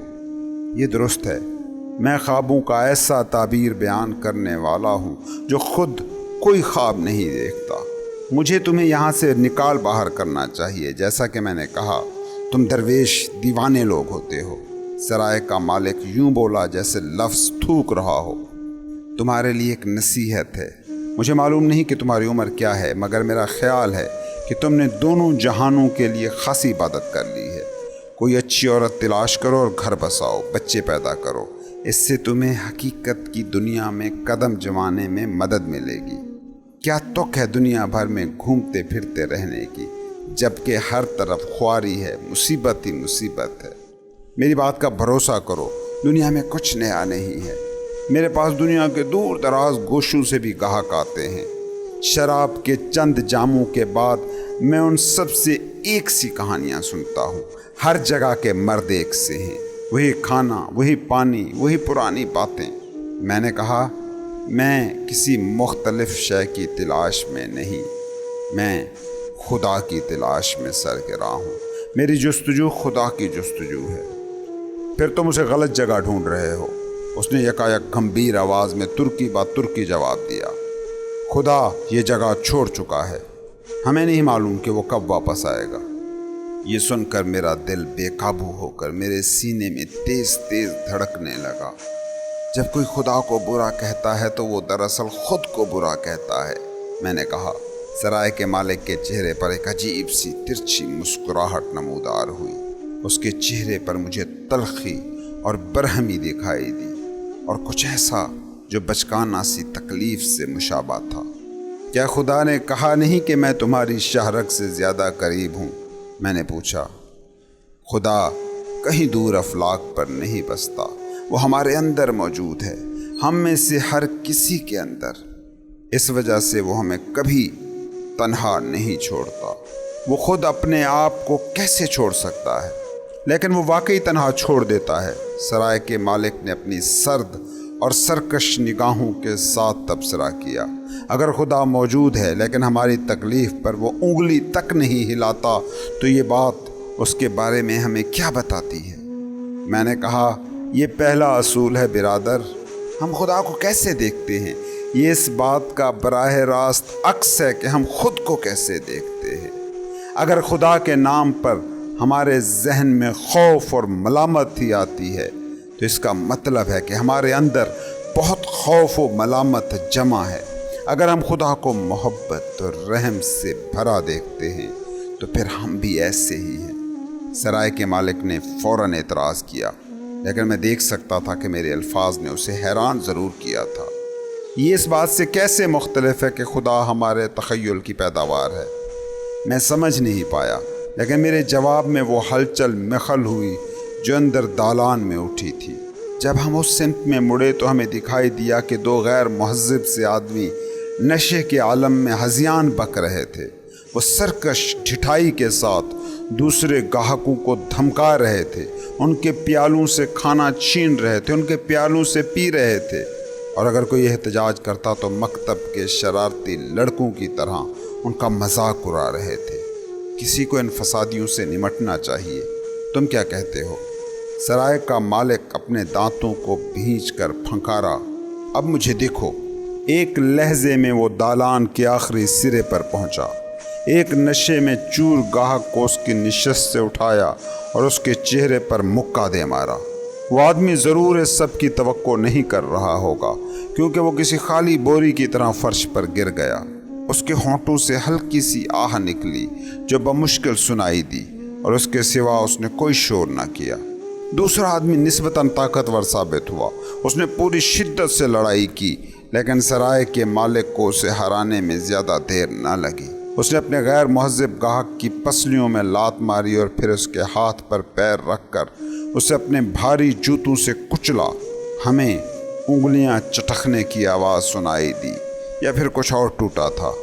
رک جاؤ، میں بے ساختہ بولا، تم اسے جان سے مار دو گے؟ کیا تم یہی چاہتے ہو؟ ایک صوفی کے طور پر میں نے زندگی کی حفاظت کرنے اور کسی کو نقصان نہ پہنچانے کا حلف اٹھایا ہوا تھا۔ اس خیال کے فریب میں پھنسی دنیا میں بہت سے لوگ بغیر کسی سبب کے بے مقصد لڑنے کو تیار رہتے ہیں، اور بہت سے ایسے ہیں جو کسی سبب سے لڑتے ہیں۔ لیکن صوفی ایک ایسا شخص ہوتا ہے جو کسی سبب کے ہوتے ہوئے بھی نہیں لڑتا۔ کوئی صورت نہیں کہ میں خود تشدد کی راہ اپناتا، مگر میں خود کو سرائے کے مالک اور اس کے گاہکوں کے درمیان کسی نرم کمبل کی طرح گھسا تو سکتا تھا کہ وہ ایک دوسرے سے دور رہیں۔ تم ان سب سے پرے رہو درویش، یا پھر میں تمہارا مار مار کر برا حشر کر دوں گا۔ سرائے کا مالک چلایا، مگر ہم دونوں جانتے تھے کہ وہ ایسا کچھ نہ کرتا۔ چند ثانیے بعد جب خدمتگار لڑکوں نے دونوں گاہکوں کو اٹھایا تو ایک کی انگلیاں ٹوٹ چکی تھیں، جبکہ دوسرے کی ناک اور ہر طرف خون پھیلا ہوا تھا۔ دالان میں ایک خوف زدہ سی خاموشی اتر آئی۔ اپنے اس روب پر جو سب پر طاری تھا، سرائے کا مالک فخریہ انداز میں کھڑا تھا۔ سرائے کے مالک نے ایک ترچھی نگاہ مجھ پر ڈالی۔ جب وہ دوبارہ بولا تو یوں لگا کہ وہ آس پاس ہر کسی سے مخاطب تھا۔ اس کی آواز بلند اور سرکش کھلے آسمان میں چلاتے کسی حملہ آور پرندے کی طرح تھی۔ تم نے دیکھا درویش، میں ہمیشہ سے ایسا نہیں ہوں۔ تشدد میری فطرت نہیں تھی، مگر اب ہے۔ جب اوپر والا یہاں نیچے موجود ہم لوگوں کو بھول بیٹھتا ہے تو انصاف قائم رکھنے کے لیے ہمیں اپنی فطرت کو بدلنا پڑتا ہے۔ سو اگلی مرتبہ جب خدا سے بات کرو تو اسے یہ بھی بتا دینا، اسے معلوم ہونا چاہیے کہ جب وہ اپنی بھیڑوں کو چھوڑ دے گا تو وہ عاجزی سے ذبح کیے جانے کی منتظر بیٹھ نہیں رہیں گی، بلکہ وہ بھیڑیوں میں بدل جائیں گی۔ میں نے دروازے کی طرف جاتے ہوئے کندھے اچکائے اور کہا، تم غلطی پر ہو۔ اس نے کہا، تو کیا میں غلط کہہ رہا ہوں کہ میں کبھی بھیڑ تھا جو اب بھیڑیا بن گیا ہوں؟ نہیں، تم ٹھیک کہتے ہو۔ میں بلا شبہ دیکھ سکتا ہوں کہ تم بھیڑیے بن چکے ہو، لیکن تم یہ غلط کہہ رہے ہو کہ جو تم کر رہے ہو وہ انصاف ہے۔ رکو، میری تم سے بات ابھی ختم نہیں ہوئی۔ میری پشت پر سرائے کا مالک چلایا، تم میرے مقروض ہو۔ کھانے اور بستر کے بدلے تمہیں میرے خوابوں کی تعبیر بتانی تھی۔ میں نے کہا کہ میں اس سے کچھ زیادہ بہتر تمہارے لیے کروں گا، میں تمہارا ہاتھ دیکھوں گا۔ اس کی جلتی آنکھوں میں دیکھتے ہوئے میں مڑ کر اس کی طرف واپس آیا۔ جبلی طور پر بے اعتباری سے وہ جھجک کر پیچھے ہوا۔ پھر میں نے اس کا دایاں ہاتھ گرفت میں لیا اور ہتھیلی سیدھی کی۔ اس نے مجھے پرے نہ دھکیلا۔ میں نے لکیروں کا جائزہ لیا، انہیں گہرے چٹکتے ہوئے اور غیر ہموار راستے پر پایا۔ ذرا ذرا کر کے اس کی شخصیت کے حالے کے رنگ مجھ پر کھلنے لگے، خاکستری، بھورا اور نیلا، اس قدر ہلکا کہ وہ تقریباً سرمئی تھا۔ اس کی روحانی توانائی کھوکھلی ہو چکی تھی، کنارے ہلکے کمزور تھے، یوں جیسے اس میں بیرونی دنیا سے اپنے دفاع کے لیے مزید کوئی طاقت نہیں رہی تھی۔ اپنے باطن میں وہ شخص کسی مرجھاتے پودے سے زیادہ زندہ نہیں تھا۔ اپنی روحانی توانائی کے نقصان کو پورا کرنے کے لیے اس نے اپنی جسمانی طاقت بڑھا لی تھی، جسے وہ حد سے زیادہ استعمال کرتا تھا۔ میرا دل تیز تیز دھڑکنے لگا کیونکہ مجھے کچھ دکھائی دینا شروع ہو چکا تھا، پہلے دھندلا سا، یوں جیسے پردے کے پیچھے، پھر بڑھتی ہوئی وضاحت کے ساتھ میری آنکھوں کے سامنے ایک منظر نمودار ہوا۔ ہلکے بھورے بالوں والی ایک لڑکی، بھرے ہوئے سیاہ نقش والے عریاں پیر، اس کے شانوں پر پھیلی کشیدہ کاری والی سرخ شال۔ تم نے اپنے محبوب کو کھو دیا ہے، میں نے کہا، اور اس کی بائیں ہتھیلی تھام لی۔ اس کی دودھ سے بھری چھاتیاں اور اس کا پیٹ اس قدر پھولا ہوا تھا جیسے پھٹ جائے گا۔ وہ آگ میں گرے جھونپڑے میں پھنسی ہے، گھر کے گرد جنگجو ہیں، زین والے گھوڑوں پر سوار، سوکھے چارے اور انسانی گوشت کے جلنے کی بوجھل بو، منگول گھڑ سوار، ان کی چپٹی اور پھیلی ہوئی ناکیں، موٹی اور اندر کو گھسی گردنیں اور پتھروں جیسے سخت دل، چنگیز خان کی طاقتور فوج۔ تم نے اپنے 2 پیاروں کو کھویا ہے، میں نے اپنی تصحیح کی۔ تمہاری بیوی تمہارے پہلے بچے سے حاملہ تھی۔ سرائے کے مالک کی تنی ہوئی بھویں سیدھی ہو گئیں، اس کی آنکھیں اپنے چمڑے کے جوتوں پر جم گئیں اور اس کے ہونٹ سختی سے بھنچ گئے۔ سرائے کے مالک کے چہرے پر کسی پڑھنے کے ناقابل نقشے جیسی لکیریں پڑ گئیں۔ اچانک وہ اپنی عمر سے برسوں بڑا دکھائی دینے لگا۔ مجھے پتا ہے کہ تمہیں اس سے کوئی دلاسا نہ ملے گا، مگر میرا خیال ہے کہ کچھ ہے جو تمہیں جاننا چاہیے، میں نے کہا۔ اس کی جان آگ کے دھوئیں نے نہیں لی تھی، اس کے سر پر چھت کی لکڑی کا ایک تختہ آ کر گرا تھا، وہ فوراً ہی مر گئی تھی بغیر کسی تکلیف کے۔ تم نے ہمیشہ یہی سوچا ہے کہ اسے بڑی اذیت ہوئی ہوگی، لیکن حقیقت میں اسے ذرا بھر تکلیف نہیں ہوئی تھی۔ سرائے کے مالک نے کسی ایسے بوجھ سے جھکی جسے صرف وہی سمجھ سکتا تھا، اپنی بھویں اچکائیں۔ اس کا لہجہ یہ پوچھتے ہوئے چڑچڑا سا ہو گیا، تم یہ سب کیسے جانتے ہو؟ میں نے سوال کو نظر انداز کرتے ہوئے کہا، تم اس کی مناسب تدفین نہ کرنے پر خود کو ہمیشہ الزام دیتے رہے ہو۔ تم اسے اب بھی اپنے خوابوں میں رینگ کر اس گھر سے نکلتے ہوئے دیکھتے ہو جہاں وہ دفن کی گئی تھی، لیکن تمہارا دماغ تمہارے ساتھ کھیل رہا ہے۔ سچ یہ ہے کہ تمہاری بیوی اور بیٹا دونوں ٹھیک ہیں، ابدیت میں سفر کرتے روشنی کے کسی دھبے کی طرح آزاد۔ میں نے پھر ہر لفظ کو ناپتے تولتے مزید کہا، تم دوبارہ بھیڑ بن سکتے ہو کیونکہ وہ ابھی بھی تمہارے اندر موجود ہے۔ یہ سن کر سرائے کے مالک نے اپنا ہاتھ یوں پرے کھینچا جیسے اس نے کسی گرم برتن کو چھو لیا ہو۔ میں تمہیں پسند نہیں کرتا درویش، وہ بولا، میں تمہیں آج رات یہاں قیام کرنے دوں گا، لیکن یاد رکھو صبح ہوتے ہی یہاں سے چلے جانا، میں تمہاری صورت دوبارہ یہاں نہ دیکھوں۔ ہمیشہ ایسا ہی ہوتا ہے، جب آپ سچ بولتے ہیں تو لوگ آپ سے نفرت کرنے لگتے ہیں، آپ جتنا محبت کے بارے میں بات کریں گے لوگ اتنی ہی آپ سے نفرت کریں گے۔ تمہاری بیوی تمہارے پہلے بچے سے حاملہ تھی، اس کی تنی بھویں سیدھی ہو گئیں، اس کی آنکھیں اپنے چمڑے کے جوتوں پر جم گئیں اور اس کے ہونٹ سختی سے بھنچ گئے۔ سرائے کے مالک کے چہرے پر کسی پڑھنے کے ناقابل نقشے جیسی لکیریں پڑ گئیں۔ اچانک وہ اپنی عمر سے برسوں بڑا دکھائی دینے لگا۔ مجھے پتا ہے کہ تمہیں اس سے کوئی دلاسا نہیں ملے گا، لیکن میرا خیال ہے کہ کچھ ہے جو تمہیں ضرور جاننا چاہیے، میں نے کہا۔ اس کی جان آگ کے دھوئیں نے نہیں لی تھی، اس کے سر پر چھت کی لکڑی کا ایک تختہ گرا تھا۔ وہ فوراً ہی مر گئی تھی بغیر کسی تکلیف کے۔ تم ہمیشہ یہی سوچتے رہے ہو کہ اسے بڑی اذیت ہوئی ہوگی، لیکن حقیقت یہ ہے کہ اسے ذرہ بھر بھی تکلیف نہیں ہوئی تھی۔ سرائے کے مالک نے کسی ایسے بوجھ سے جھکی جسے صرف وہی سمجھ سکتا تھا، اپنی بھویں اچکائیں۔ اس کا لہجہ یہ پوچھتے ہوئے چڑچڑا سا ہو گیا، تم یہ سب کیسے جانتے ہو؟ میں نے سوال کو نظر انداز کر دیا۔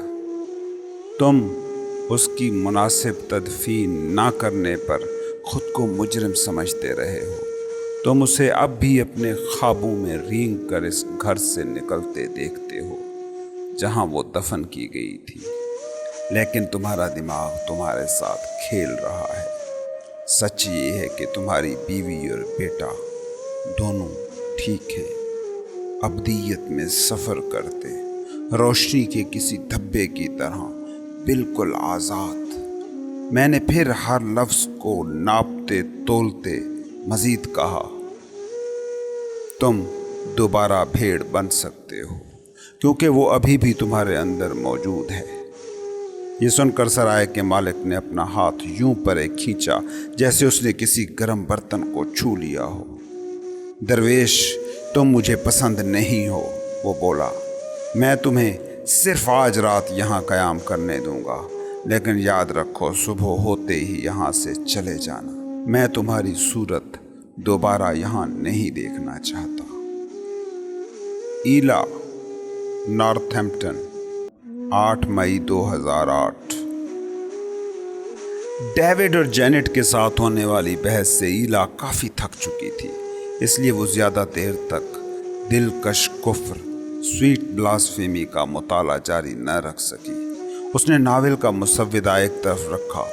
اسے اس وقت محسوس ہوا کہ جیسے کسی ابلتے ہوئے برتن کا ڈھکن اچانک اٹھا دیا گیا ہو، جس سے پرانے تنازع اور نئی ناراضگیاں بھاپ بن کر اٹھ رہی تھی۔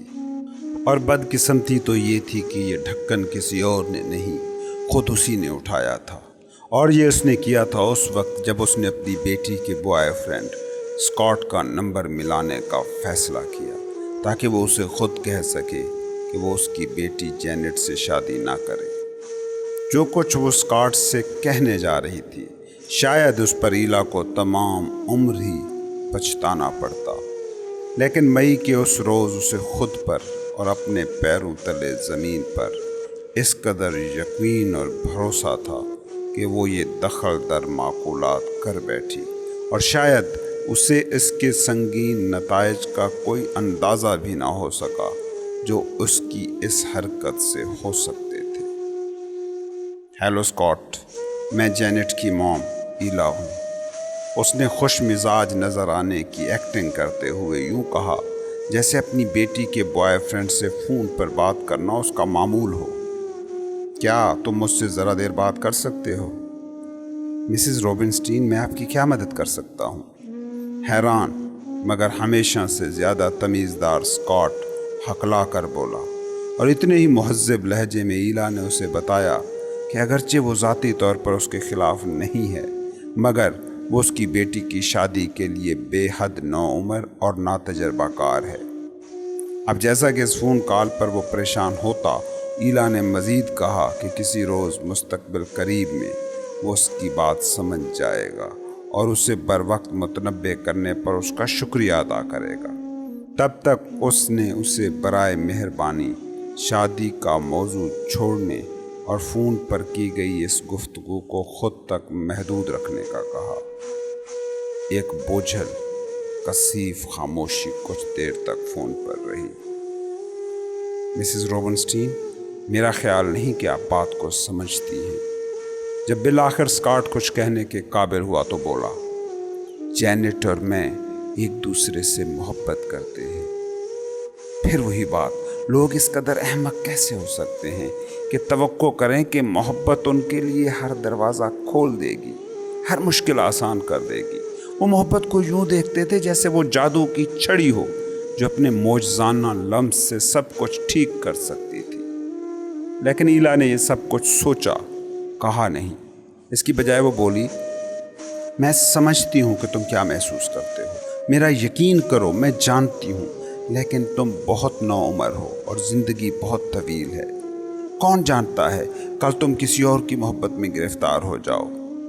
مسز روبنسٹین، میں گستاخی نہیں کرنا چاہتا، لیکن کیا آپ نہیں سمجھتی کہ یہی اصول پھر سب کے لیے، بشمول آپ کے لیے بھی؟ کون جانتا ہے کل کو آپ بھی کسی اور کی محبت میں گرفتار ہو جائیں۔ ایلا بے ساختہ ہنس پڑی، اپنے ارادے سے اونچی آواز میں، اور دیر تک وہ ہنستی رہی۔ میں شادی شدہ عورت ہوں، میں زندگی بھر کے لیے انتخاب کر چکی ہوں، اس طرح میرا شوہر بھی، اور یہی میرا پوائنٹ ہے۔ شادی ایک سنجیدہ فیصلہ ہے جس پر بے حد احتیاط سے غور کرنا چاہیے۔ تو کیا آپ مجھے یہ بتا رہی ہیں کہ میں آپ کی بیٹی سے شادی نہ کروں، اس سے جس سے میں محبت کرتا ہوں، کیونکہ کسی غیر یقینی مستقبل میں کسی نامعلوم دوسری لڑکی سے میں محبت میں پڑ جاؤں گا؟ اسکاٹ نے جواب میں کہا۔ گفتگو یہاں سے آگے مایوسی اور نو امیدی کی طرف مائل ہو گئی۔ جب آخر کار ایلا نے فون رکھا تو وہ کچن میں چلی گئی اور وہی کیا جو وہ ہمیشہ جذباتی طور پر پریشان ہو کر کیا کرتی تھی۔ وہ کھانا پکانے لگی۔ آدھے گھنٹے کے بعد اسے اپنے شوہر کی فون کال موصول ہوئی۔ مجھے یقین نہیں آ رہا کہ تم نے اسکاٹ کو فون کر کے اسے ہماری بیٹی سے شادی سے منع کیا ہے۔ پلیز کہہ دو کہ تم نے ایسا نہیں کیا۔ ایلا نے گہری سانس لی۔ واہ، لفظ کتنی تیزی سے سفر کرتے ہیں۔ ہنی، مجھے وضاحت تو کرنے دو۔ لیکن ڈیوڈ نے بے چینی سے اس کی بات کاٹ دی۔ وضاحت کرنے کو کچھ ہے ہی نہیں، تم نے جو کیا غلط کیا۔ اسکاٹ نے جینٹ کو بتا دیا ہے اور اب وہ بہت پریشان ہے۔ وہ چند روز اپنے دوستوں کے ساتھ ٹھہرے گی، وہ ابھی تم سے ملنا نہیں چاہتی ہے۔ وہ ذرا دیر کو رکا، اور ہاں، میں اسے الزام نہیں دیتا۔ اس شام صرف جینٹ ہی نہیں تھی جو گھر واپس نہ آئی۔ ڈیوڈ نے ایلا کو ایک ٹیکسٹ میسج کے ذریعے اطلاع دی کہ اچانک ایک ایمرجنسی ہو گئی ہے۔ ایمرجنسی کس نوعیت کی تھی، اس کی کوئی وضاحت اس نے نہ کی۔ ایسا کرنا اس کی عادت نہ تھی، اور ان کی شادی میں ایسا کبھی نہ ہوا تھا۔ وہ ایک کے بعد دوسری عورت سے فلرٹ کر سکتا تھا، ان سے قربت رکھ سکتا تھا، اپنا پیسہ ان پر لٹا سکتا تھا۔ یہ سب وہ جانتی تھی، مگر ہر شام وہ گھر میز پر اپنی جگہ ضرور سنبھالتا تھا۔ ان کے درمیان درار کس قدر بھی گہری ہوتی، وہ ہمیشہ کھانا پکاتی، اور جو کچھ بھی وہ اس کی پلیٹ میں ڈال دیتی وہ ہمیشہ خوشی سے اور شکر گزاری سے کھا لیتا تھا۔ ہر ڈنر کے آخر میں ڈیوڈ اس کا شکریہ ادا کرنا بھی نہیں بھولتا تھا، ایک پرخلوص شکریہ جسے وہ ہمیشہ اس کی بے وفائیوں پر ایک ڈھکی چھپی معذرت کے طور پر لیتی تھی۔ اس نے ڈیوڈ کو معاف کر دیا، وہ ہمیشہ معاف کر دیتی تھی۔ یہ پہلی مرتبہ تھا کہ اس کے شوہر نے اس قدر اکھڑ پن کا مظاہرہ کیا تھا، اور ایلا نے اس تبدیلی پر خود کو ہی مورد الزام ٹھہرایا۔ لیکن پھر احساس جرم ایلا روبنسٹین کا دوسرا نام تھا۔ جب ایلا اپنے جڑواں بچوں کے ہمراہ میز پر بیٹھی تو اس کا احساس سے جرم پژمردگی میں بدل چکا تھا۔ اس نے ایوی کی پیزا آرڈر کرنے کی التجا اور اورلی کے کچھ بھی نہ کھانے کی کوششوں کا مقابلہ کیا، انہیں سبز مٹر والے چاول اور رائی والے بھنے ہوئے بیف کو کھانے پر مجبور کیا۔ اور اگرچہ بظاہر وہ وہی فکر مند سی ماں لگ رہی تھی، اسے اپنے اندر مایوسی کی ایک گہری لہر اٹھتی ہوئی صاف دکھائی دے رہی تھی، اور اپنے منہ میں بائل جیسا تلخ ایک تیز ذائقہ۔ ڈنر ختم ہونے کے بعد ایلا نے اپنے ارد گرد موجود سکوت کو بوجھل اور پریشان کن محسوس کرتے ہوئے کچن کی میز پر اکیلی بیٹھی رہی۔ اچانک گھنٹوں کی محنت کا نتیجہ، وہ کھانا جو اس نے پکایا تھا، وہ اسے نہ صرف بے کیف اور بیزار کن بلکہ ایسا لگنے لگا کہ جس کی جگہ آسانی سے لی جا سکتی تھی۔ اسے اپنے لیے افسوس ترہم محسوس ہوا۔ قابل ترس بات یہ تھی کہ تقریباً 40 برس کی عمر میں وہ اپنی زندگی کا کچھ نہیں کر پائی تھی۔ اس کے پاس دینے کو بہت محبت تھی، لیکن پھر سوال تو یہ تھا، کوئی اس محبت کو چاہتا بھی تھا کہ نہیں؟ اس کی سوچوں کا رخ دلکش کفر، سویٹ بلاسفیمی کی طرف چلا گیا۔ اس سے شمس تبریز کے کردار میں دلچسپی محسوس ہونے لگی۔ ایسے کسی شخص کا آس پاس ہونا خواب ہو سکتا ہے، اس نے خود سے مذاق میں کہا۔ ایسے شخص کے ہمراہ تو کوئی دن بے کیف نہیں ہوتا ہوگا، اور کسی طور اس کے ذہن میں ابھرنے والا تصور ایک طویل قامت، گہری رنگت کے پراسرار شخص کا تھا، جو چمڑے کی پتلون اور موٹر سائیکل جیکٹ پہنے تھا، جس کے کندھوں تک اس کے سیاہ بال گر رہے تھے، جو چمکتی ہوئی سرخ ہارلے ڈیوڈسن پر سوار تھا، جس کے ہینڈل سے کئی رنگوں کے پھندے سے لٹک رہے تھے۔ وہ اس تصور پر مسکرا دی۔ ایک وجیح، پرکشش، صوفی، موٹر سائیکل سوار، خالی ہائی وے، تیز رفتاری سے گامزن، اس قسم کے شخص سے مفت لفٹ لے کر سفر کرنا کیا خوب نہ ہوتا؟ پھر ایلا نے سوچا کہ اگر شمس تبریز اس کی ہاتھ کی لکیریں پڑھتا تو وہ کیا کہتا؟ کیا یہ بتا پاتا کہ اس کا دماغ کیوں وقتاً فوقتاً تاریک سوچوں کی آسے بھی آماج گاہ بن جاتا ہے؟ یا اتنا بھرا پورا محبت کرنے والا خاندان ہونے کے باوجود وہ اس قدر تنہا کیوں محسوس کرتی ہے؟ اس کی شخصیت کے گرد موجود ہالے کے رنگ کیسے تھے؟ کیا وہ شوخ اور کھلتے ہوئے رنگ کے تھے؟ کیا اس کی زندگی میں کبھی کچھ شوخ اور کھلتا ہوا رہا تھا؟ کبھی بھی؟ وہیں کچن کی میز پر تنہا بیٹھے، جہاں صرف اوون سے نکلتی مدھم سی روشنی کی جھلک تھی، ایلا کو ادراک ہوا کہ اپنے بلند آہنگ لفظوں میں اس کی نفی کرنے اور باوجود اپنے ہونٹ بھیجے رکھنے کی صلاحیت کے اندر کہیں گہرائی میں اسے محبت کی شدید چاہ تھی۔ شمس، سمرقند کے باہر ایک کارواں سرائے، مارچ 1242۔ برہنہ پیروں اور ہاتھوں پر پھلانگتا ہوا میں اپنے خالی بستر پر جا پہنچا، جس سے پسینے اور پھپھوندی کی بو آ رہی تھی۔ سرائے بھر میں درجن بھر سے زیادہ مسافر اپنے خوابوں میں گم، اپنی تنہائی کے بوجھ تلے دبے محو خواب تھے، دن بھر کے واقعات پر غور کرتے اور ان الہامی نشانیوں کے بارے سوچتے ہوئے جو شاید میں نے دیکھی تھی، لیکن اپنی عجلت یا بے خبری میں ان سے محظوظ ہونے میں ناکام رہا تھا۔ میں وہاں تاریکی میں لیٹا رہا۔ لڑک پن سے مجھے کشف ہوتا تھا اور آوازیں سنائی دیتی تھی۔ میں ہمیشہ خدا سے محو کلام ہوا اور اس نے ہمیشہ مجھے جواب دیا۔ کسی روز میں کسی سرگوشی کی طرح ہلکا پھلکا ہو کر 7ویں آسمان پر چڑھ گیا۔ پھر میں مٹی کی مہک میں بھیگا ہوا زمین کے گہرے ترین گڑھوں میں پاتال میں جا اترا، کسی عظیم برگد یا اخروٹ کے درختوں تلے دفن پتھر کی طرح چھپا ہوا۔ ہر بار کھانے کے لیے میری اشتہا ختم ہو جاتی اور میں کئی روز کچھ کھائے پیے بغیر زندہ رہتا۔ ان باتوں میں سے کسی بات نے کبھی مجھے خوف زدہ نہیں کیا، اگرچہ وقت کے ساتھ ساتھ میں نے سیکھ لیا تھا کہ اس کا ذکر دوسروں سے نہ کروں۔ انسان جس بات کو سمجھ نہ سکیں اس کی تحقیر کرنے لگتے ہیں، حد تک کرنے لگتے ہیں۔ میں نے یہ بات کسی کے سمجھائے بغیر انڈائریکٹلی جان لی تھی۔ میرے کشف و الہام کو غلط سمجھنے والا پہلا شخص میرا باپ تھا۔ میں 10 برس کا رہا ہوں گا جب مجھے اپنا محافظ فرشتہ دکھائی دینے لگا، اور میں اس قدر سادہ تھا کہ میں نے سوچا کہ باقی سب کے ساتھ بھی ایسا ہوتا ہوگا۔ ایک روز جب میرے بابا مجھے سکھا رہے تھے کہ دیودار کی لکڑی سے صندوق کیسے بنایا جائے تاکہ میں بھی ان کی طرح بڑھائی بن سکوں، تو میں نے انہیں اپنے محافظ فرشتے کے بارے میں بتایا۔ تمہارا خیال بے لگام ہے بیٹے، میرے بابا نے خشک لہجے میں کہا، اور بہتر ہو کہ تم یہ بات خود اپنے آپ تک محدود رکھو۔ ہم دیہاتیوں کو دوبارہ پریشان نہیں کرنا چاہتے۔ چند روز قبل ہمسایوں نے میرے ماں باپ سے میری شکایت کی تھی۔ انہوں نے الزام لگایا تھا کہ میرا رویہ عجیب تھا اور میں ان کے بچوں کو ڈرا دیتا تھا۔ مجھے تمہارے طریقے سمجھ میں نہیں آتے میرے بیٹے۔ تم یہ تسلیم کیوں نہیں کر لیتے کہ تم اپنے ماں باپ سے زیادہ غیر معمولی نہیں ہو؟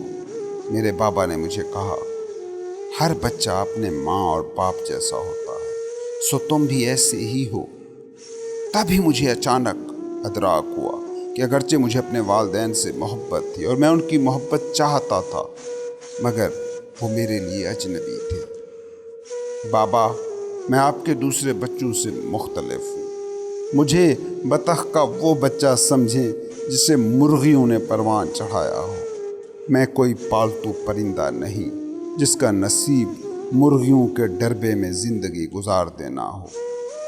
وہ پانی جو آپ کو دہشت زدہ کرتا ہے مجھے نئے سرے سے زندگی دیتا ہے، کیونکہ میں اس کے عکس میں تیر سکتا ہوں اور تیروں گا۔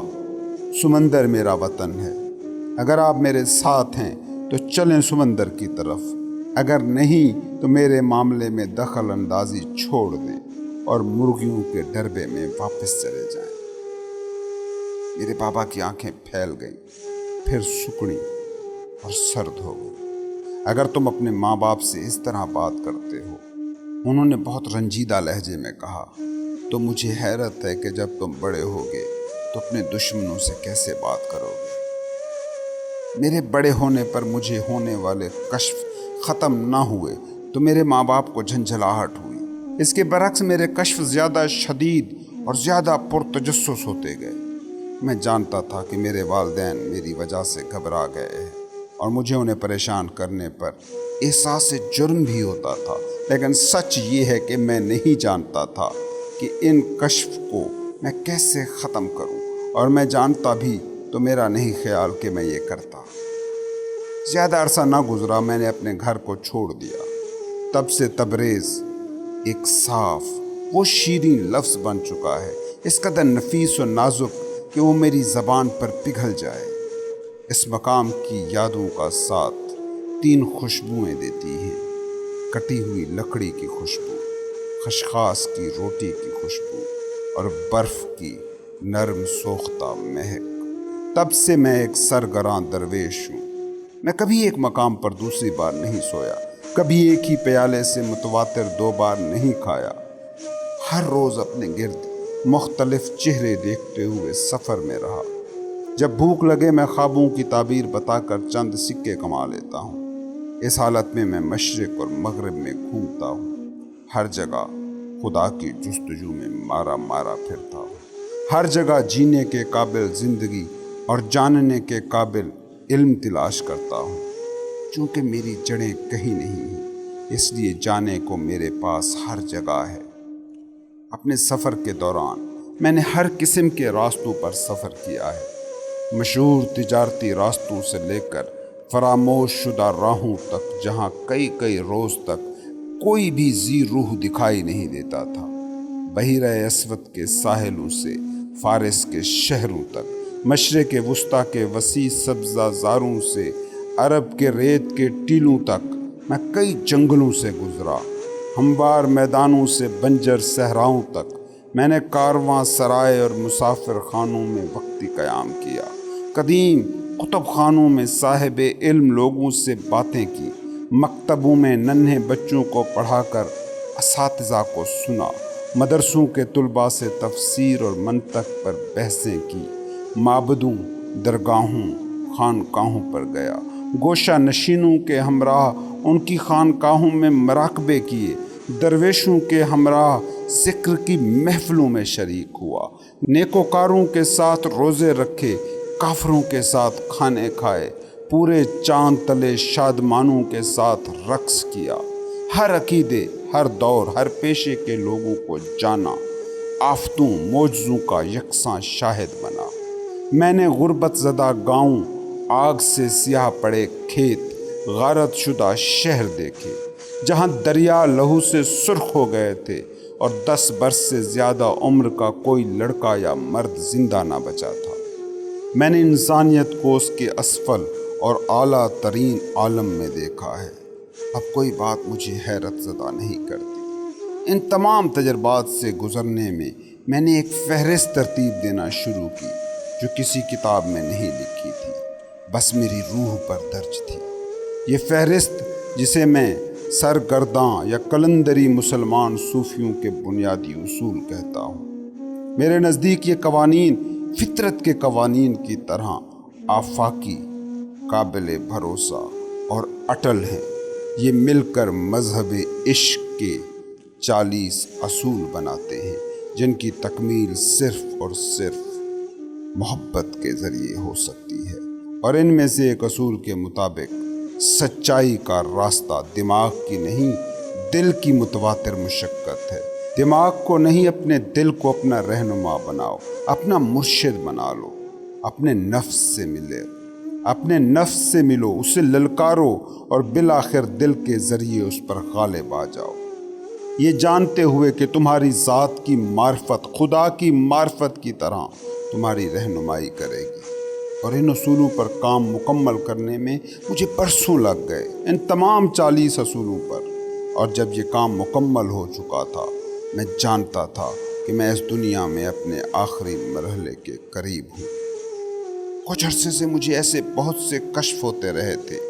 مجھے فکر میں مبتلا کرنے والی شے موت نہیں، کیونکہ میں اسے اختتام کے طور پر مانتا ہی نہیں، بلکہ مجھے فکر مند ایک بات کرتی تھی کہ میں اپنے پیچھے کوئی وراثت چھوڑے بغیر مر جاؤں گا۔ میرے سینے میں لفظوں کے ڈھیر جمع تھے، کہنے کو منتظر کئی کہانیاں تھیں۔ میں یہ سارا علم کسی دوسرے شخص کو سونپنا چاہتا تھا، کوئی استاد نہ ہی شاگرد۔ مجھے کسی ہمسر کی تلاش تھی، کوئی رفیق۔ اے خدا، میں نے تاریک اور حبس زدہ کمرے میں سرگوشی کی۔ تاعمر میں نے دنیا جہان کا سفر کیا، تیری راہ کی پیروی کی۔ میں نے ہر شخص کو ایک کھلی کتاب کی طرح، کسی چلتے پھرتے قرآن کی طرح دیکھا ہے۔